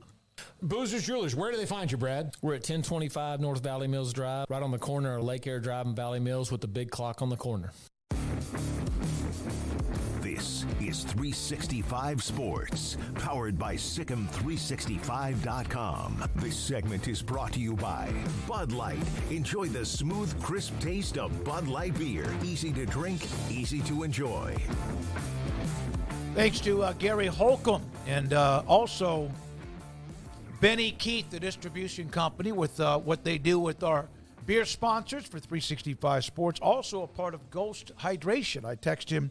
I was at the grocery store, I guess it was earlier today, and I said, how's that Ghost Hydration? They had a big golf tournament at Ridgewood here in Waco, and the sales are very, very good. Now, a couple of notes. Listen, in the chat room, who had the best win in the Big 12 this weekend? Arizona. What? Okay. After they lost to Kansas State, a lot of people kind of wrote them off. And then here they go and beat the presumptive favorite and made them look really bad. That Utah did not look like Utah. And, they're hoping that Cam Rising's finger is going to be better. Oh, my God. Are the fans turning on him? Well, this is 2 years in a row where Kyle Whittingham has been cagey about information about Cam Rising, because last year he had a little gamesmanship when he's like, well, he's working his way back. And at the end of the season, he goes on a Utah radio show and it's like, well, I was never coming back. My knee was just exploded. I was never coming back. And so then I think a lot of people were like, well, why didn't you just tell us that? Because we kept holding out hope. And then this feels like a lower calorie version of the same thing. Who finds it fun to every week you don't know if your starting quarterback's going to play? Yeah. Every single week. Every single week it's a question mark. That gets really old. It gets really tiring. And when you've been a program that can win games with or without Cam Rising, I think you're just sort of sick of it at this point. And you just want somebody who's going to be there every week. And if he's hurt on occasion, that's fine. But when it's every year, seemingly is what it feels like, because it's been, at least 2 years in a row where this has happened. Yeah, you're just sick of it. Like, you're gaming the opponent. You're not giving them a leg up. You're also fooling your fans and getting their hopes up every week that this is the week this guy's going to be back. And instead, oh, no, just kidding, still not back. Yeah. So who gets excited with that? They're all over it because it's just tiresome at this point. But that was easily the best win. I thought there were a lot of good wins by various teams. I thought Tech beating Cincinnati was a really solid win. Like, again, they've got to go win on the road. Like, proven you can win in Lubbock at night. Like, you've had multiple games now where that's happened. Like, that's been done. We can see them capable of doing that. Can they go out on the road and beat somebody that matters? Like, that's the key for Joey McGuire, and I think they would say the same thing. So, still, that was a really nice win. But I think, when you knock off the preconceived favorite for the entire conference and somebody who was unbeaten and was winning games without their star quarterback who's going to come back, but you knock them off and give them that loss that nobody was really expecting, but maybe should have because of the Pac-12 familiarity. I thought about that as that game was going on. I was like, everybody else is like preparing for Utah. Like Gundy was talking about playing them and how you like learn things about Arizona's been there, done that. They play them, all the time. So it was notable to go and do it in Salt Lake City. Didn't Arizona run it up on them last year? Yeah, they kicked their ass last year. Yeah. But to go and do it in Salt Lake City, that was different. That was certainly notable from that, and that was also why it was somewhat unexpected. But I think the familiarity piece probably should have been taken into account. Not that you pick Arizona, but that you say, no, they can give Utah some hell. And sure enough, they did a lot more than that. I mean, that was really impressive by Arizona. The feat they had. Did you see that one touchdown? Well, the touchdown pass when he was like right on the sideline. Yeah, I mean, I saw where he nearly looked like he broke his freaking leg. Yep. The play right before that, I think it might have been the exact play right before, 2 plays before, whenever it was. He his leg looked like it should have been broken in 5 pieces, and then like a play or two later, he's on the run and he's throwing a dime from the side. Yeah, I mean, he was really good. He's needed to be better, and he took over and he commanded them to that win on Saturday, and I was really impressed by that because that's kind of what I think everybody's been waiting on with Noah Fafita is to show that and not just it be all about Teteroa McMillan, but Right. Takario Davis had a huge game. He's Right. been kind of quiet this year, and he was one of their other huge stars that was coming back. That was a big deal to retain, and so we got to hear a good bit about him and see him do his thing. So, yeah, that was a really great win for Arizona. So, yeah, I think Tech's was really solid. I think Arizona's was a really big win, but, certainly there's a lot of just good candidates because it's been a really interesting, conference run so far, and we're just at the very beginning of this. Like, who the hell knows? Like, K-State, anybody who won, you got to feel good about it because each week in this league, you have no idea. Doesn't matter if you're home or away or if the team's not good or, like, basically – only Houston at this point is the team you look at and go, all right, there's no excuses to lose to Houston. Doesn't matter if it's there, here, it doesn't matter. Nobody should be losing to Houston the way they're currently constructed. Beyond that, you can make a case for everybody winning every game on the schedule. And so I don't know what it looks like on the other end, but it's been a fun first couple of full weeks for sure. Cam Rising, by the way, back to him, and it has been, Craig. You don't know. I mean, we don't. Something might happen this weekend. No one is questioning Cam Rising's commitment. No one's questioning his toughness. And the guy has just been beat up, but it's almost as if not Cam Rising and not really Kyle Whittingham. I'm not, because I don't, they're close enough, but it's almost like they're held hostage. Well, yeah. Yeah, and I also got to give Colorado had a great win. I'm not trying to go backward, but Colorado had a great win over UCF on the road. TCU going to Kansas, that was a huge win for them. So, again, we could go on and on with that. But, yeah, I mean, you kind of are. Like, that's what I'm saying is it's one thing when he had an injury and you're kind of playing it and close to the vest and you're doing a little gamesmanship and all that. You did that last year. People put up with it last year, and understandably so. But they don't want to do it again this year. And they want to just be able to know who the quarterback is. And is Cam Rising available or is he not? And when it's a yo-yo all the time, well, then you're just yo-yoing as a fan, and that's never a fun position to be in. No matter why you're yo-yoing. And in this case, they've got a lot to love. But, yeah, you almost just wish, just be Isaac Wilson's team at this point, and let's just roll and not have to every Saturday wonder, is he playing, is he not playing? Is he playing, is he not playing? Is he playing, is he not playing? I mean, that's just – you've been doing that for so long. But until they say he's out for good or a certain amount of time, the Cowboys are good about this, you really don't know, so you have hope. Oh, man. I hate it. But now a lot of the luster's gone because they're not unbeaten. Some of the fans are starting to turn on a little bit, too. At least, again, it could be social media. Also, the gamesmanship – I don't appreciate – I think this is one thing coaches have wrong. The gamesmanship of this is not 1950 anymore. Right. They don't just have one film on This dude's been in the game for 7 years. Yeah. So, do you think that the coaches on the other team are going to be like, oh, well, better prepare for Rising? No, they're going to prepare for both of them. Yeah, it makes it a little bit harder, but your coaches have done the same thing to success. So I just think it's silly to play that game, and which is why I can't wait for across-the-board injury reports. So just say it. Just say it, and let's stop the charade, man. Yeah, I'll commend Texas Tech for going full transparency on their injury reports. They're like the first or one of the first to do that, and so that deserves a round of applause. And, yeah, you're going to have to basically apply it and do like the SEC does where everybody's required to do it, or else I think there will always be people who are – not fully on board with that. But, yeah, this is not anti-Cam Rising. It's not even anti-Kyle Whittingham because there are weeks where I'm sure it's a close call. Like, you really don't know. Is he available or is he not? But just we'll see when we show up on Saturday after when they actually take the field because he was warming up last week, and, well, he didn't look good in warm-up, so we pulled him. I understand that's what you have to do, but, damn, from a fan standpoint, you want to just, know who you're watching, and to every week play that game is just very tiresome. Josh Furlong, who has joined us from KSL, Whittingham wasn't available today because they're off this week, but he will be available to the media tomorrow. The only top 25 matchup among ranked teams is Missouri at Kyle Field against Texas A&M, who had a nice win against Arkansas in Arlington. When we come back, Paul Catalina at his top 5. If your business is like most, you need things done quickly.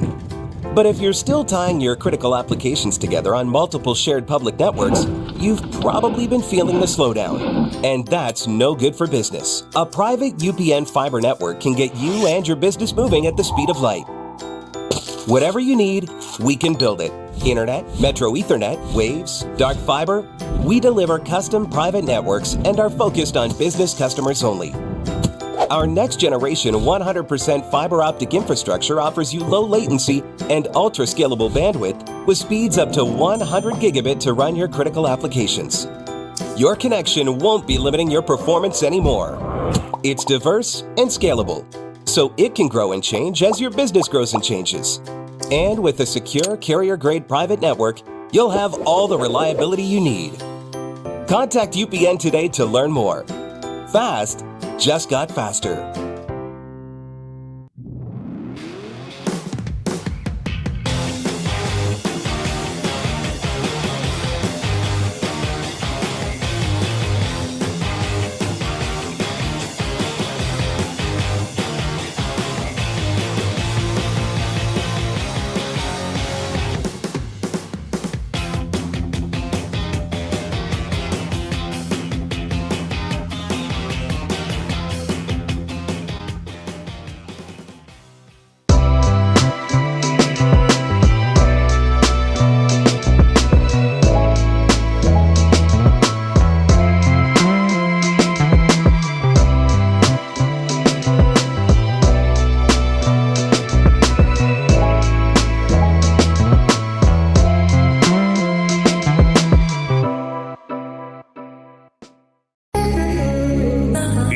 For Paul Catalina's Top 5, brought to you by Texas Beef House. Where's the best beef in Texas? Your house when you order from Texas Beef House. Unleash the flavor of Texas raised Wagyu. From our pasture to your plate, TexasBeefHouse.com. Welcome into Paul Catalina's Top 5, brought to you by Texas Beef House. Another auction this week. Go to bitonbeef.com. Use our promo code 365sports for a discount at checkout. Week 5 awards. Number 5, the Money Can't Buy Happiness Award. Lane Kiffin and Ole Miss. Now, this was a game in which Lane Kiffin was obviously fired up. That did not happen this week against Kentucky as Ole Miss falls to the Wildcats 20-17. Now, one thing that Ole Miss is missing that Alabama has, Georgia has, Tennessee has to some extent, heck, Florida might even have it if they get a coach that can point them in the right direction. The teams that have won, LSU has it for sure. They have a mystique, an aura, something about them that in those close games against teams you're supposed to beat when you're really good, you just kind of let them get nervous and fall apart. Georgia did it to Kentucky just a couple weeks ago. Kentucky had a situation where had they gone for it on 4th down, might have been able to drive and kick a field goal at least to win the game. They punted and gave Georgia the ball back and then never saw it again. Didn't see it again, at least with enough time to make a reasonable effort. So, what's Ole Miss missing? It's not talent. Jackson Dart's one of the best quarterbacks in the country.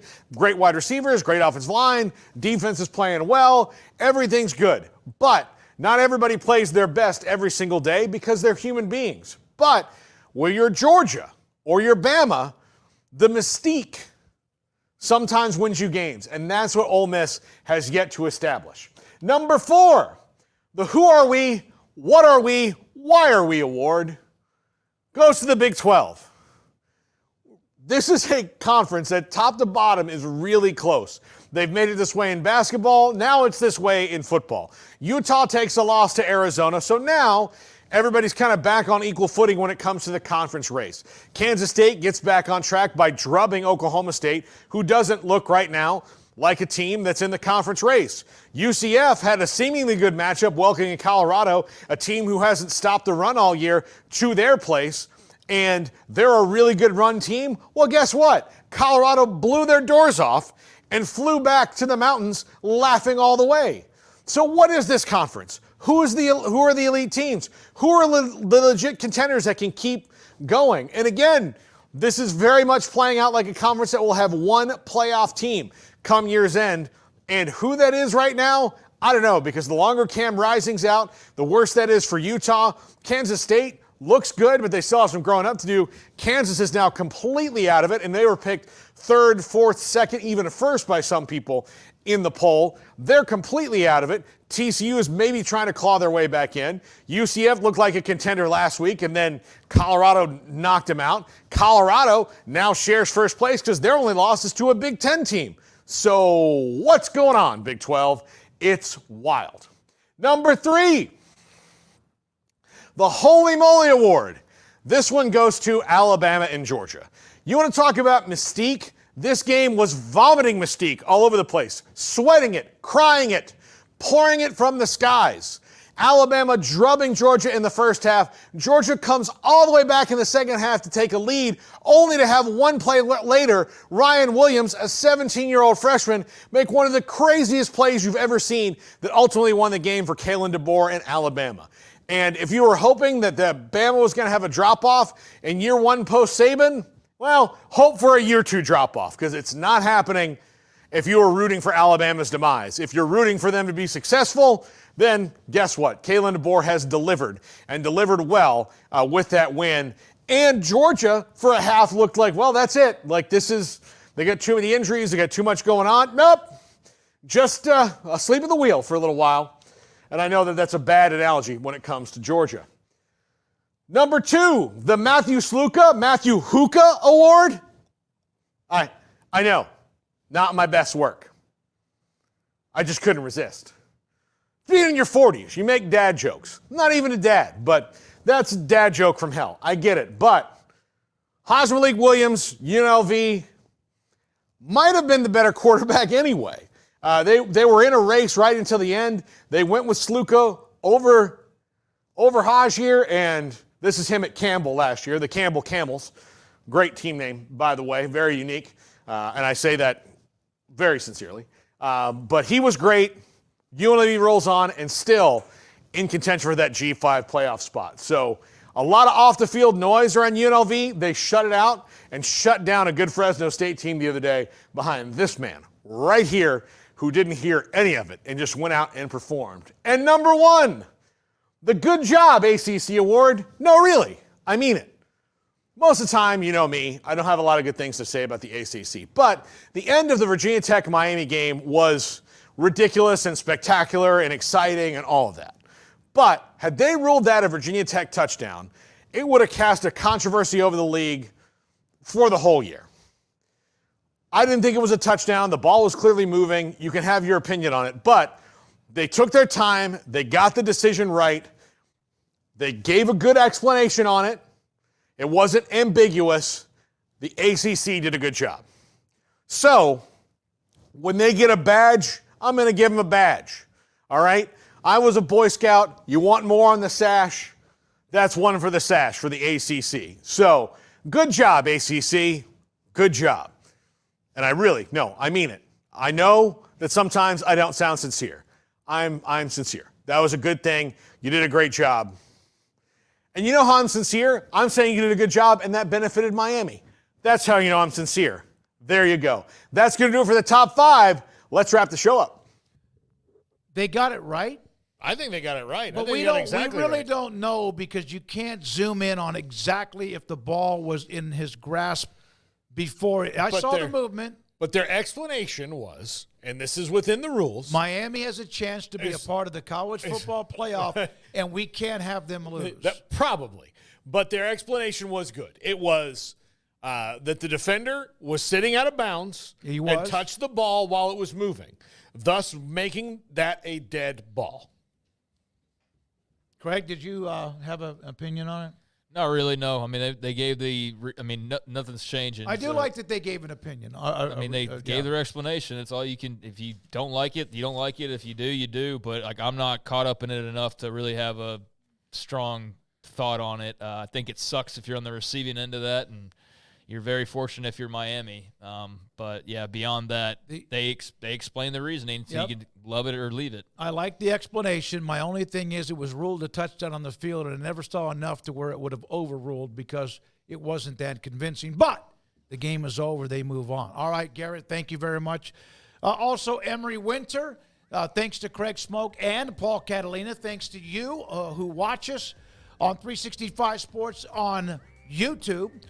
Those who watch us on Twitter at 365 Sports YT, and also Sikkim 365 app, and our sponsors who allow us to be here and play this game of covering sports. What a great job every single day. We're back at it again tomorrow. For everyone I've mentioned, I'm David Smoak. Thank you, and good night, 365 Sports.